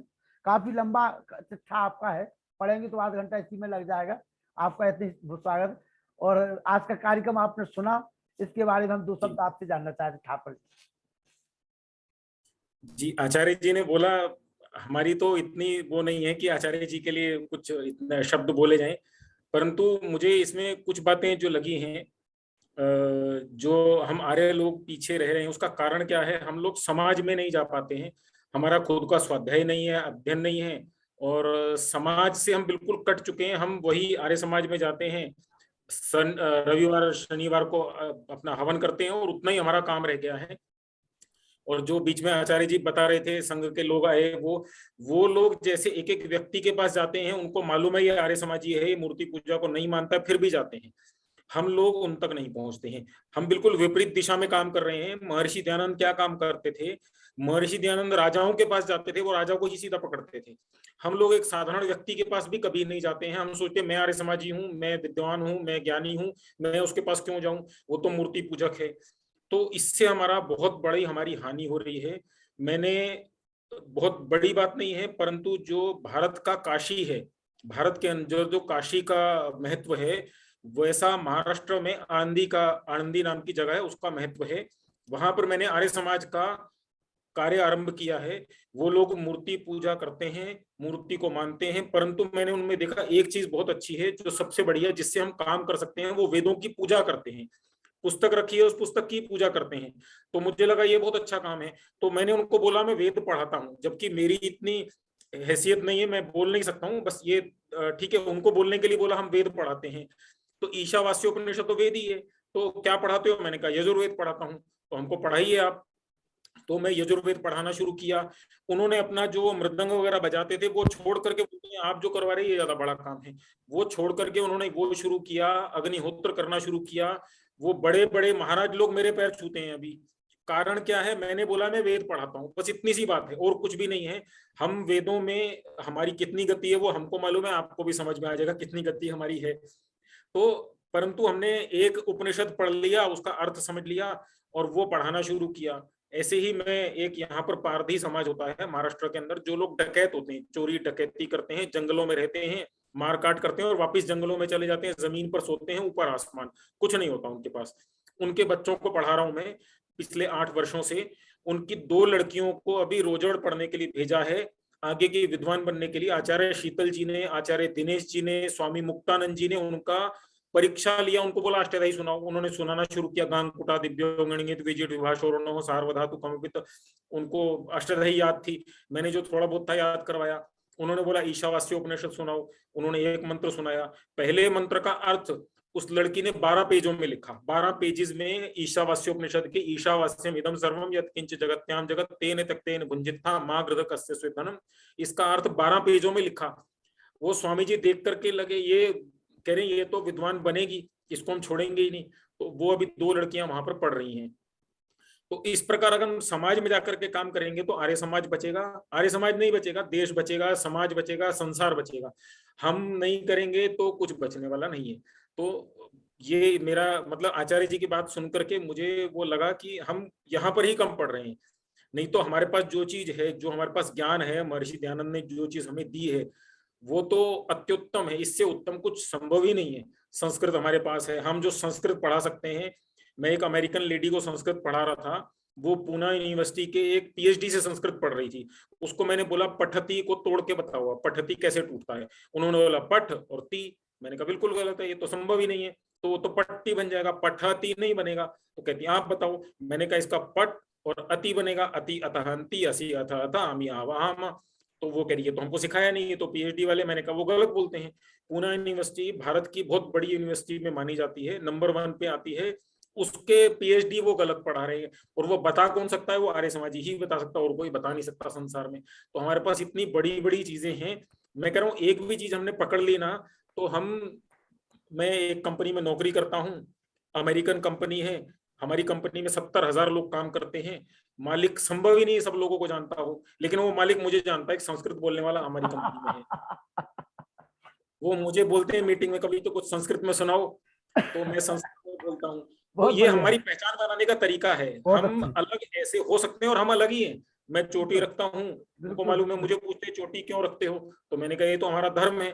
तो बोलते कुछ नहीं, लेकिन उनको लगता है ये अलग आदमी है कुछ। तो ऐसे हम काम करेंगे ना समाज में, तो हमको भी अच्छा लगेगा और समाज में काम होगा। तो ये मेरा बोलना था थोड़ा सा। बहुत हेमदेव थापर जी, निश्चित रूप से कल परसों 3 दिन भी आपसे मुलाकात होगी, बहुत अच्छा लगा। और माता चंद्रकांता जी ने आपको आशीर्वाद दे दिया है। मनोहर जी गुरुकुल चोटीपुरा, मनोहर जी गुरुकुल चोटीपुरा, मनोहर जी गुरुकुल चोटीपुरा हमारे बीच में आए और हमको सुने 2 शब्द के लिए। मनोहर जी गुरुकुल चोटीपुरा के हमारे बहुत अच्छे सहयोगी हैं जी। मनोहर जी मेरी आवाज सुन पा रहे हैं? मनोहर जी अपना ऑडियो खोल लीजिए। गुरुकुल चोटीपुरा, चलिए जी। मनोहर जी, मनोहर जी अपना ऑडियो खोल लीजिए। मनोहर जी आए। मैंने भी कहूँगा आनंद पुरुषार्थी जी से कि आपकी भी शुभकामनाएं, आशीर्वाद मिले। आनंद पुरुषार्थी जी जिनको 27, 28, 29 3 दिन हम लोग सुनेंगे। आनंद पुरुषार्थी जी, आनंद पुरुषार्थी जी आपका आशीर्वाद मिले। हाँ नमस्ते जी, सबको सादर नमस्ते। नमस्ते जी, नमस्ते। मनोहर जी वीडियो खोल लीजिए। मैं भ्राता, अपने बहुत पुराने मित्र भ्राता मोक्षराज जी को बधाई और अभिनंदन करता हूँ। उन्होंने हमें सबको मार्गदर्शन दिया और एक दिशा दी कि हम बहुत सारी उलझनों में रहते हैं और समझ नहीं पाते कहाँ अंधविश्वास शुरू होता है और कहाँ समाप्त होता है। हमारे जीवन में इतना अंधविश्वास आ गया है कि हम डायरेक्ट इनडायरेक्ट में बहुत सारी चीजों को मानते हैं और समझ भी नहीं पाते हैं कि अरे यार ये तो ऐसा है, ऐसा नहीं ऐसा है। वो कई जगह तो मुझे क्षमा करेंगे सुनने वाले महानुभाव, आर्य समाजी महानुभावों में बहुत सारे ऐसे आ गया है कि वो ऐसा मान लेते हैं कि नहीं ये चीज ऐसी है, और वैसा चल भी रहा है और बहुत बड़े पैमाने पर चल रहा है। तो भ्राता जी का मैं इस बात में अभिनंदन करता हूँ। और वे पाताल देश में इतने दिनों तक वैदिक धर्म की आपने सेवा की, नए आर्य समाज के लोगों की स्थापना की, इसके लिए भी मैं आपका स्मरण करता हूँ। और इसके अतिरिक्त जो सेलिब्रिटीज जुड़े हैं या कल से जुड़ेंगी, सबको इस कार्यक्रम में 1 वर्ष से चल रहा है, मुझे बहुत बार सुनने का मौका मिला। और दिसंबर या फरवरी में मुझे आपकी सेवा करने का भी मौका मिला था। लखनलाल जी, आपने पुनः याद किया है, कल से प्रयास करूंगा मैं अपने जैसा बनेगा कुछ टूटी फूटी बात आप सबके बीच में रखूंगा। कल अनेक महानुभाव और भी जुड़ेंगे, संभवतः अंडमान निकोबार से जहाँ मैंने आर्य समाज की स्थापना की, कुछ लोग जुड़ने की संभावना है। अगर स्थिति बनी तो वो लोग जुड़ेंगे, और कुछ नाम आपको वर्णन में और भी मिलेंगे, वो लोग जुड़ेंगे। आप सभी उसमें जुड़े और भ्राता लखनलाल जी का हम सब मिलकर उत्साहवर्धन करें, जो इस कार्यक्रम को गरिमा प्रदान कर रहे हैं अपने संपूर्ण प्रयासों से। आप सभी का नमस्ते, धन्यवाद, ओम शांति। आचार्य जी आपका। मनोहर लाल जी, मनोहर लाल जी, मनोहर लाल जी मेरी आवाज सुन पा रहे हैं जी? मनोहर लाल जी, चलिए मनोहर लाल की आवाज नहीं आ पा रही है। पुष्पा जी, पुष्पा जी कोई प्रश्न पूछ रही है? पुष्पा जी, जी पुष्पा जी, हाँ पूछिए। जी सादर नमन जी। हाँ कोई प्रश्न है आपका? मेरी आवाज आ रही है? हाँ हाँ जी। आ रही डॉक्टर साहब जी को मैंने सुना, हाँ, डॉक्टर साहब मोक्ष राज जी ने जो आज पाखंड और अध्यात्म पर जो अपने विचार प्रस्तुत किए, उसमें मेरी ये राय है कि जैसे वो कह रहे थे कुछ पाखंड है, उसमें जिसका जितना आस्था और विश्वास हो जाता है, वो उसमें उसका उतना अटूट विश्वास हो जाता है, तो मैं उसको यदि मानने लगते हैं तो उसको मैं पाखंड नहीं मानती। इस बात पर कहना चाहती हूँ। और इसी उनके पाखंड के नाम पर मैं उनसे एक थोड़ा स्पष्ट करना चाहती हूँ कि पाली भाषा में महात्मा बुद्ध का एक हमने पढ़ रखा है कि कुछ आपने भी सुना हुआ होगा, पढ़ा हुआ होगा कि महात्मा बुद्ध एक बार सफर कर रहे थे नौका में, कुछ व्यापारी लोग बैठे थे, तो अचानक ही बहुत तेज आंधी आ गई, नाव डूबने को हो गई। तो महात्मा बुद्ध ने देखा ये सभी व्यापारी अब डूबेंगे, तो उन्होंने एक घुटने के बल पर खड़े होकर अपने तथागत को याद करके कहा कि यदि आज तक मैंने कोई बुरा कर्म नहीं किया तो हमारी नौका सुरक्षित किनारे पर लग जाए। क्या ऐसा करना ये पाखंड है? नहीं, ऐसा हुआ ही नहीं, क्योंकि वो खुद ईश्वर को मानते ही नहीं थे, तो किस तथागत को उन्होंने आह्वान किया? उन्होंने घुटने के बल खड़े होकर शून्यवादी कहा कि यदि आज तक मैंने कोई बुरा कर्म नहीं किया, मेरी वाणी में सत्य है, तो ये नौका हमारी सुरक्षित स्थान पर लौट आए। और कुछ समय में ही आंधी तूफान रुक गया और वो नौका जो है किनारे पर आ गई और वो सभी व्यापारी सुरक्षित लौट आए। मैंने एक पाठ पढ़ा हुआ है पाली में, तो इसको हम क्या कहेंगे? क्या पुष्पा जी, इसके साथ एक दूसरा पाठ मैं आपको पढ़ाता हूँ। नर्मदा के किनारे ऋषि दयानंद, हमारे भाई आनंद प्रसारथी जी हैं, तो वो तो होशंगाबाद, नर्मदा, इस पूरे आसपास के तपस्वियों की भूमि से परिचित हैं। एक विपरीत इसके बताता हूँ। एक नौका इसी तरह से आ रही थी। अब उस नौका में तेज लहरें आने की वजह से नदी में, और वो नौका डावाडोल होने लगी तो बच्चे भी चिल्लाने लगे, स्त्रियां भी चिल्ला रही थी। उनको सामने दिख रहा था कि अब तो मौत होगी, और नौका उनकी किनारे से थोड़ी पहले फंस जाती है। ऋषि दयानंद जंगल से उस ओर आ रहे हैं किनारे के पास। जब उन्होंने देखा कि इनका प्राण संकट में है, तो उन्होंने ओम तेजोसी तेजोमय ध्येय, इस तरह से उन्होंने इस मंत्र को पढ़ा, और मंत्र पढ़ने के बाद जोर से उन्होंने रस्से को खींचा, वरना एक हिस्से को, और उस नौका को साइड में किनारे पर लगा दिया, सबके प्राण बचा लिए। तो हो सकता है कहीं तो केवल एक कोरी आस्था से काम हुआ हो, हमारा ऋषि तो सीधा डायरेक्ट इस काम को कर चुके हैं, ईश्वर की शक्ति थे, अपने पराक्रम से। तो हमारे पास तो वो उदाहरण याद है, बाकी वाले उदाहरण की हम कुछ नहीं कह सकते। चलिए, सम्मानित मोक्षराज जी ने जो चर्चा की है, मतलब कि हम किस प्रकार से लोगों को आर्य समाजी बनाएं, रास्ते चलते हुए, स्कूल जाते समय, अपने स्टाफ में कहीं ना कहीं चर्चा करें, उसी जो आपने कार्य कहा उसी को हमने आगे बढ़ाया है। एक उदाहरण आपके सामने हमारे शिक्षिका हैं आराधना जी, वो आए और 2 शब्द कहेंगे। नमस्ते लखन जी, और सभी आर्यों को मेरा नमन है। आपको मेरी आवाज आ रही है? आवाज आ रही, बोलो बोलो। हाँ, आचार्य जी ने बहुत अच्छा, आचार्य जी का उद्बोधन बहुत ही अच्छा रहा। उन्होंने पाखंड के ऊपर जो बोला है, बट मुझे मतलब एक बात कहनी थी कि हाँ, धर्म के साथ जिस तरीके से अर्थ बहुत जरूरी माना है, पहले इस पर एक उद्बोधन हो गया है, उसी तरह से मुझे ये लगता है कि पाखंड कहीं ना कहीं संस्कृति को बचाने के लिए थोड़ा ही सही, बट ये भी जरूरी लगने लगा है कि कभी कभी संस्कृति धूमिल होने से बचे, संस्कृति बची रहे, उसके लिए पाखंड थोड़ा बहुत तो जरूरी है, मुझे ऐसा लगता है। आचार्य जी, आप ये नहीं आप समाज से भी जुड़ रही हैं, टीचर हैं, थोड़ा सा व्याख्यान की जो शुरुआत की थी ना आराधना जी, तो उसमें हमने कुछ छोटी मोटी बातें हाँ। ऐसी कही थी कि कई बार माता पिता ना बच्चों को हल्की फुल्की फुलझड़ियां छोड़ करके और सही मार्ग पर लाते हैं, लेकिन उसमें भाव ये है कि किसी अबोध को, अज्ञानी को लूटो नहीं, अपने स्वार्थ के लिए कुछ भी करो नहीं, दूसरों के हित में आप जितना कुछ कर सकते हो बुद्धिपूर्वक, न्यायपूर्वक, सृष्टि के नियमों के अनुरूप वो करते रहिए। बाकी सर्वव्यापक पाखंड है, हम इसका ज्यादा कुछ बिगाड़ नहीं पाएंगे, तो देखिए। बहुत बहुत धन्यवाद आचार्य जी। शंकर लाल जी शर्मा जयपुर, अपना ऑडियो वीडियो खोले। शंकर लाल जी शर्मा जयपुर पहली बार जुड़े हैं, पंडित शंकर लाल जी शर्मा जी,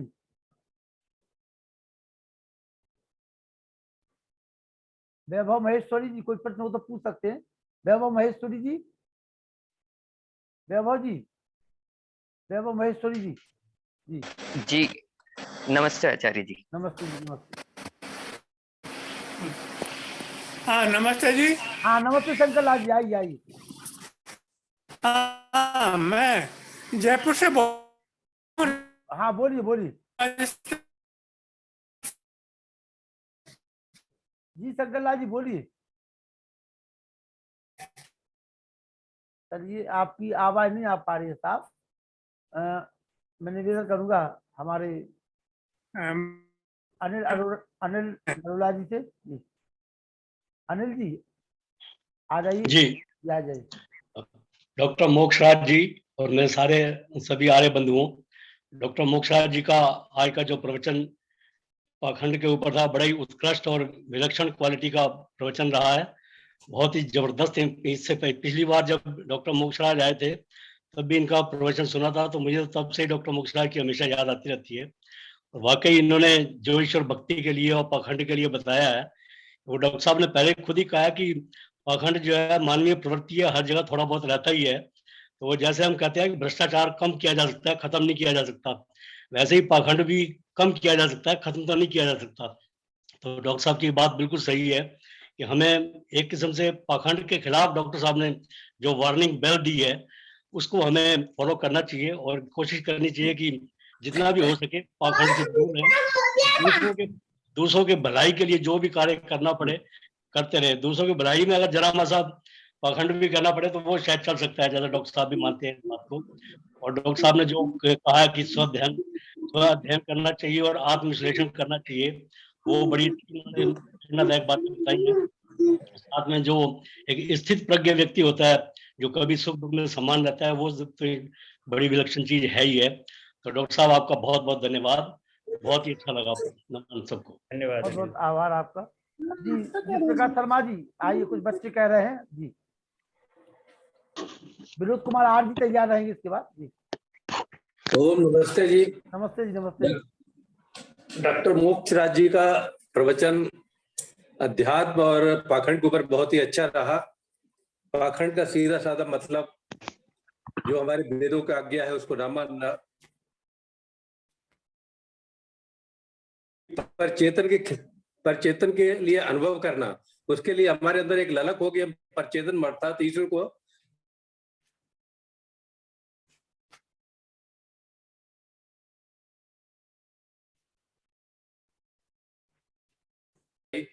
और जब हम ये करेंगे तो हमारा सीधा चित्त परमात्मा में लग जाएगा और उसको परमात्मा में लगने के बाद हमको परमात्मा की अनुभव हो सकता है निरंतर अभ्यास के द्वारा। तो बहुत ही सुंदर उनका प्रवचन रहा, उसके लिए डॉक्टर मोक्षराज को बहुत ही धन्यवाद, साधुवाद, नमस्ते जी। वैभव महेश्वरी जी, वैभव जी, वैभव महेश्वरी जी। जी आचार्य जी। जी बोलिए, कोई प्रश्न हो तो पूछ सकते हैं हमारे डॉक्टर मोक्षराज जी से। जी जी प्रश्न तो नहीं है, लेकिन मैं आप लोगों से बहुत कुछ सीख रहा हूँ जी। और ये मेरी शुरुआत ही है और बहुत अच्छा लग रहा है कि मैं इतने अच्छे आर्यों से, इतने अच्छे लोगों से जुड़ा हुआ हूँ। बिल्कुल जुड़े रहिए और पूरा मौका मिलेगा मोक्षराज जी को सुनने का आपको। Vinod Kumar R G, Vinod Kumar R G अपना परिचय दे दीजिए विनोद जी। और अदिति तैयार रहेंगी इसके बाद, अदिति जी। विनोद कुमार जी, विनोद कुमार जी परिचय दीजिए अपना। हाँ जी सर, नमस्ते। नमस्ते जी। आज जो डॉक्टर साहब ने विचार रखे जी, वास्तव में बेहद प्रशंसनीय और सराहनीय विचार रहे जी।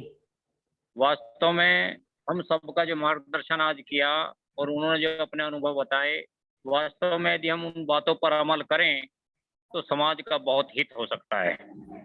और आपके लिए तो बहुत धन्यवाद है जी। आप जो है बहुत लंबे समय से इस तरह से लोगों को जोड़ करके गूगल मीट के माध्यम से जो आर्य समाज का प्रचार और प्रसार कर रहे हैं, आपकी शब्दों से मैं कुछ कह नहीं सकता।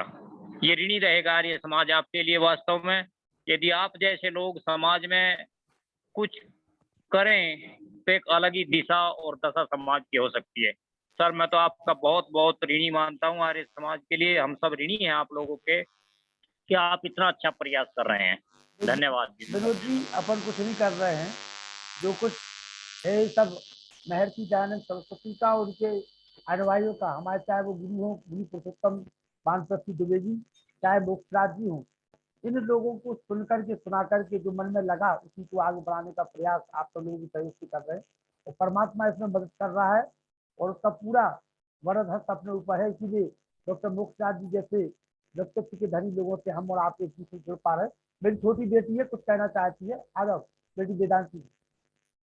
नमस्ते जी। नमस्ते। प्रभु प्यारे से जिसका संबंध है, उसे हरदम आनंद ही आनंद है।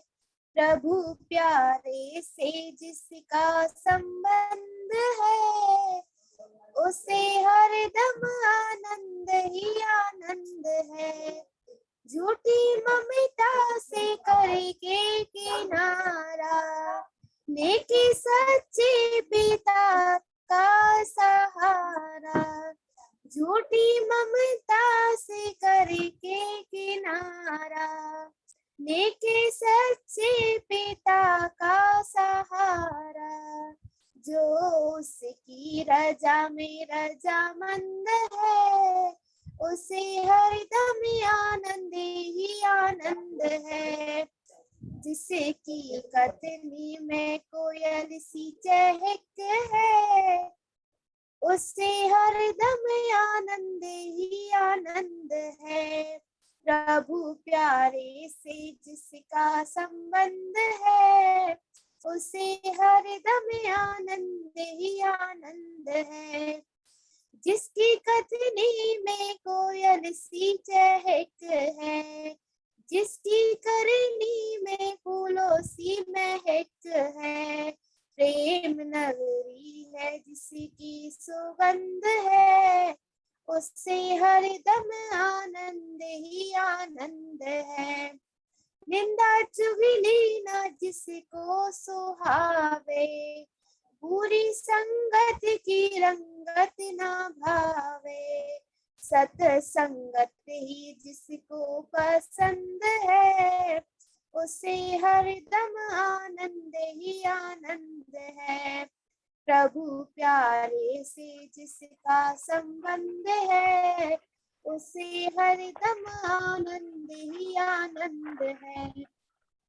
दीन दुखियों के दुख को बटावे, बन के सेवक भला सबका चाहे। नहीं जिसमें घमंड और पाखंड है, उसे हरदम आनंद ही आनंद है। प्रभु प्यारे से जिसका संबंध है, उसे हरदम आनंद ही आनंद है। धन्यवाद। धन्यवाद। माता चंद्रकांता जी, जो आपको सुन करके, चाहे वो हमारे महाराज के नाती हो, चाहे वो आराधना जी हो, आपकी दीवानी है ये लोग। आइए चंद्रकांता जी। अति उत्तम, अति प्रशंसनीय, विलक्षण, अनूठा और पुलकित करने वाला, सबको हर्षित करने वाला। मैं प्रभु से प्रार्थना करती हूँ कि हमारे यहाँ ऐसे ऐसे दिग्गज विद्वान आकर हमें ज्ञान की गंगा देते हैं। डॉक्टर मोक्षराज जी, आपके हम अति अति हार्दिक कृतज्ञ हैं और अति धन्यवाद करते हैं, आभार प्रकट करते हैं। हम घर बैठे ज्ञान की गंगा में डुबकियां लगा रहे हैं। हमारा अहो भाग्य है आपका हमारे यहाँ आना। बहुत उत्तम, और इतना अच्छा, हम क्या टिप्पणी दें और क्या बताएं कि ये होना चाहिए। आपने तो इतना अच्छा क्रियात्मक ढंग से बताया हमें कि हमें कैसे आगे बढ़ना है और आर्यों आगे दूसरों को साथ अपने का साथ कैसे जोड़ना है। और एक नवयुवक वक्ता आए थे जो पूना से हैं, नाम तो मैंने नोट नहीं किया। बहुत, हाँ जी, बहुत अच्छा कार्य कर रहे हैं, इतना सुंदर उत्तम। ऐसे ऐसे नवयुवक आए तो हम पुलकित हो जाते हैं, हर्षित हो जाते हैं, और लगता है कि हमारा भारत उज्जवल होगा, उज्जवल था, उज्जवल रहेगा। धन्यवाद, माता जी, सबका आपको धन्यवाद। आभार। माता जी धन्यवाद। आप कृतज्ञता मत व्यक्त कीजिए, आपका आशीर्वाद चाहिए। आप लोगों के आदेश से हम नौजवानों को फिर से हुंकार भरनी होगी और आप इसी तरह से मार्गदर्शन करती रहें। बहुत अच्छा लगा माता जी, और धन्यवाद। जिनकी कृपा दृष्टि से ये लखनलाल सेन लखनलाल आर बने, मुनि पुरुषोत्तम वानप्रस्थी जी, जिनके त्याग और तप से महर्षि दयानंद के एक ऐसे भक्त, एक ऐसे शिष्य जिन्होंने मेहरौनी में आर्य समाज की स्थापना करके हम जैसे अनार को आर बना दिया। मैं तो 2008 से ही आर्य समाज से जुड़ा हूँ और आज इन्हीं की कृपा दृष्टि से बगिया हरा भरा है। आए मुनि पुरुषोत्तम वानप्रस्थी। ओम। आज के इस आध्यात्म प्रवचन के प्रणेता आचार्य डॉक्टर श्री सम्मानीय मोक्षराज जी, मैं देखता हूँ पिछले समय का आपके जो उद्बोधन रहे थे उनको आज भी हमारे लोगों के मानस पटल पर अंकित किए हुए हैं। और आज का फिर से अध्यात्म और पाखंड, मैं कभी कभी चर्चा करता हूँ लखनलाल जी से। मुझे पिछली बार सम्मानीय मुखराज जी का नाम याद नहीं आ रहा था, तो हम कह रहे थे कि हमें तो व्याख्याकार एक समझ में आए थे जिन्होंने अमेरिका और रूस सब जगह की बातें की थी। लखनलाल जी ने नाम बताया, मैंने नाम लिख लिया फिर आपका।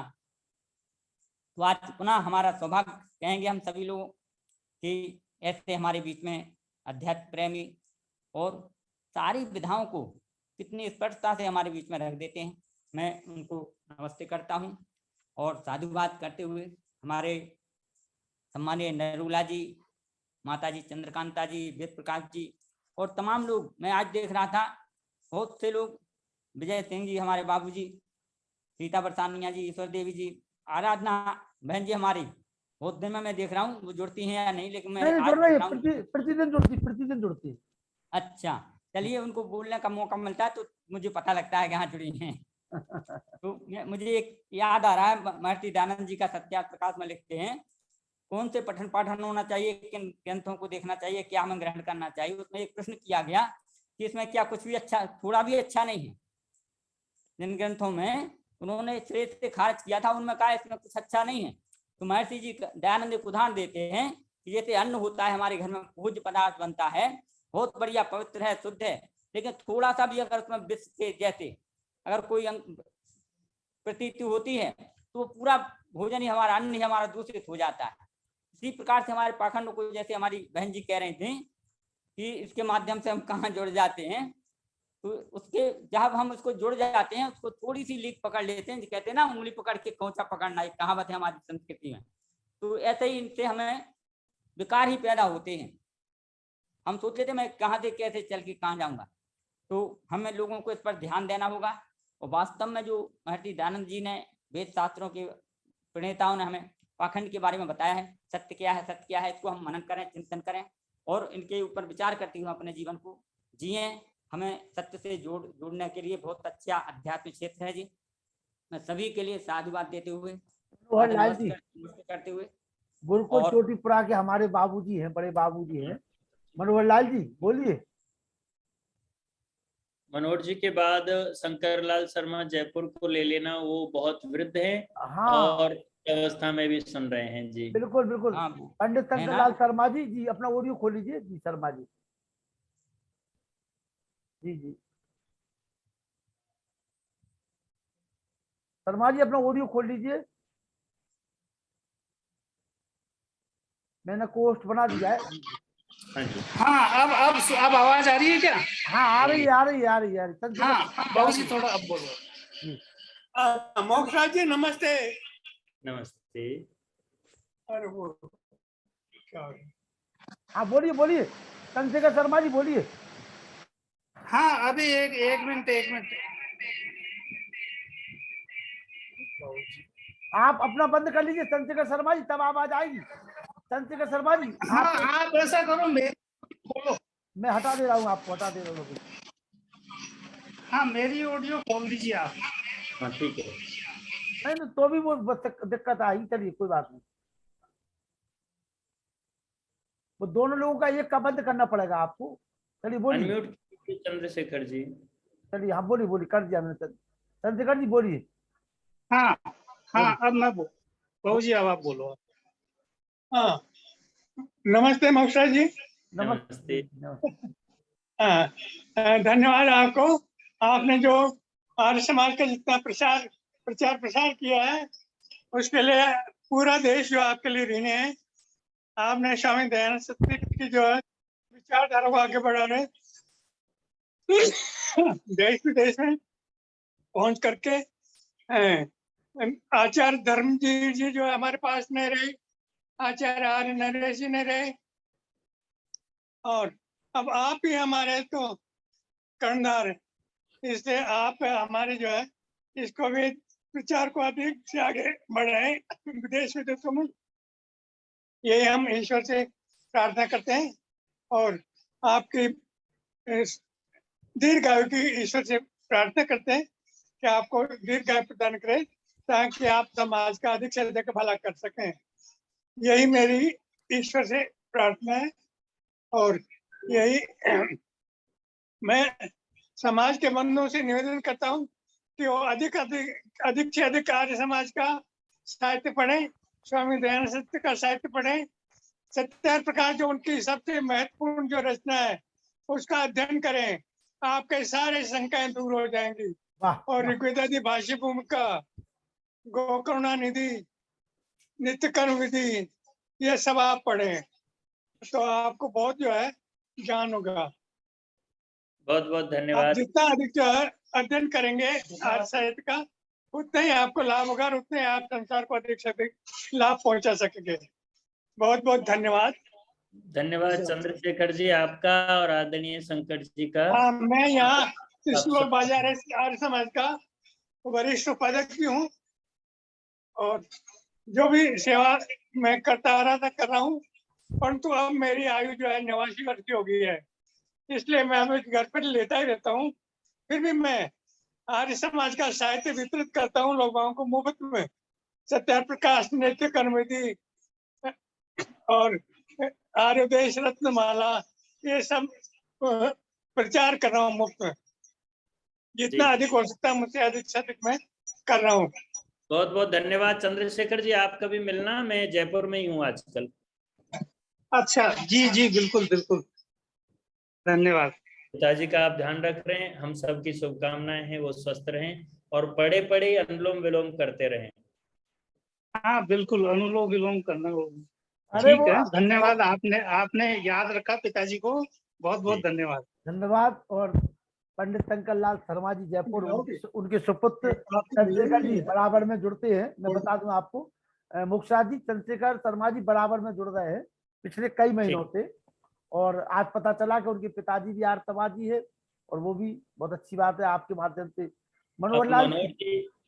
मनोहर जी भाई साहब वो उस समय रह गए बोलने से। मनोहर लाल जी गुरुकुल चोटीपुरा, मेरी आवाज सुन पा रहा मनोहर लाल जी? चलिए कोई बात नहीं, मैं चाहूंगा हमारे हेमदेव थापर जी शांति पाठ कराया। हेमदेव थापर जी। एक राम स्वरूप जी चौधरी बोल रहे हैं अभी।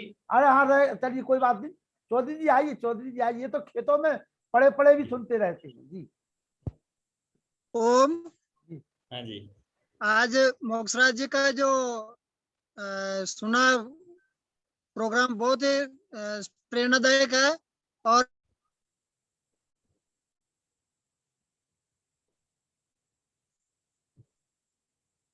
सभी मिले, गुरु मिले, और बहुत ही अच्छा अनुभव हुआ और प्रचार प्रसार में लगे रहते हैं।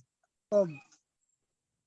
रामचंद्र बीजोर ये बात आती है, बोलो बेटा। रामचंद्र कुशवाहा बीजोर, हाँ रामचंद्र जी बोलो। नमस्ते सभी जनों को। हाँ नमस्ते। मैं इस मीटिंग से जुड़कर मैं बहुत कुछ सीखने को मिला। प्रमुख मेरे को अंकल जी हैं जो मेरे चाचा जी हैं, लक्ष्मीलाल जी, इनसे मेरे को बहुत कुछ सीखने को मिला। और मैं ये मानता हूँ कि हमारे पितातुल्य नहीं, मैं अभी तक की जिंदगी का सबसे सुखद, मतलब अपने अभी तक की जिंदगी का सबसे अच्छे व्यक्ति मैं इन्हीं को मानता हूँ। अरे भैया आप नहीं है। हम नहीं ना बिल्कुल अंकल जी, मैं आपको ही मानता हूँ। वास्तव में हकीकत में जो मैं अभी तक आपसे अच्छा इंसान मेरे को नहीं मिला अभी तक। मैं आपको, आप ही हमारे वो हैं। नमस्ते अंकल जी, धन्यवाद। नमस्ते बेटा रामचंद्र जी। चाचा भतीजा चल रहे, बहुत बढ़िया। ये मोक्षराज जी अपने पास में, झांसी के पास में निवाड़ी है, वहां पे ये लोग आर्य समाज से 2 लड़के हैं, एक रामचंद्र जी और एक शिव कुमार बीजोर। ये दोनों नए लड़के हैं, बहुत अच्छा कार्य कर रहे हैं वहाँ पे। बहुत बढ़िया लगे। समय समय पे जब भी अपने यहाँ कार्यक्रम वगैरह होता है, ये दोनों बच्चे आते रहते हैं। जी जी, बहुत अच्छा रामचंद्र जी। चलिए। धन्यवाद। हेमदेव थापर जी जो पुणे के हैं और बहुत अच्छा कार्य कर रहे हैं। आज उनके कार्यों को देख करके हम सभी गौरवान्वित हैं। माता जी ने उनको आशीर्वाद भी दे दिया है। आइए शांति पाठ कराइए। ओम देव शांतिरंतरिक्षम शांति पृथिवी शांतिरापः शांतिरोषधयः शांति वनस्पतयः शांतिर्विश्वे देवा शांतिर्ब्रह्म शांति सर्वं शांति शांतिरेव शांति सामा शांतिरेधि ओम शांति शांति शांति। सबको नमस्ते जी। नमस्ते जी। जी माता जी। हाँ जी, लगवा दीजिए जयकारा, कोई दिक्कत नहीं है। जो बोले सो अब है। वैदिक सत्य सनातन वैदिक धर्म की जय। मर्यादा पुरुषोत्तम श्री रामचंद्र की जय। जय। मैं ऋषि स्वामी दयानंद की जय। जय। जोर बोल जाओ। चंडी गुरु विरजानंद जी की जय। बेटा जय। वेरी गुड, शाबाश। मर्यादा पुरुषोत्तम रामचंद्र की जय। जय। योगेश्वर श्री कृष्ण चंद्र की जय। वेद की ज्योति चलती रहे। ओम का झंडा यज्ञ की अग्नि चलती रहे। वैदिक अभिवादन आप हमेशा बोलती रहे। आदर नमस्ते जी। प्रणव ध्वनि पहले करिए।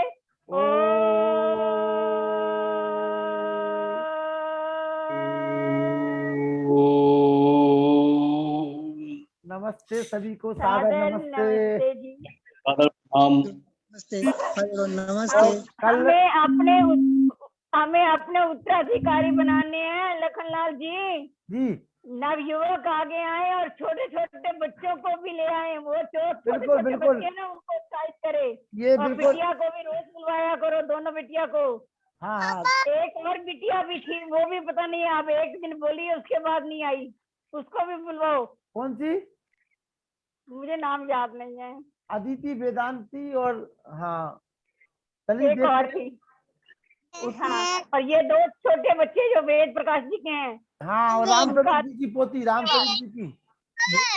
हाँ, उनका अति धन्यवाद, जो माता पिता को साथ से ज्यादा धन्यवाद करती हूँ। नहीं, ये माता जी, ये रामचंद्र बीजोर और ये वैभव महेश्वरी, ये 2 नए लड़के हैं जो जुड़ रहे हैं बराबर में, है ना? हाँ जी। वैभव महेश्वरी, अच्छी बात है। ये अभी आर्य समाज से जुड़ रहे हैं। और ये आपकी छोटी, बहुत अच्छी बात है। ये जो आपकी दीवानी है ना आराधना, ये भी जुड़ रही है बराबर में। Very good. चलो अच्छा, भगवान इनको सद्बुद्धि दे और ऊर्जा भरे इनके अंदर, और ये आगे बढ़े। कल मुलाकात होती है सभी से।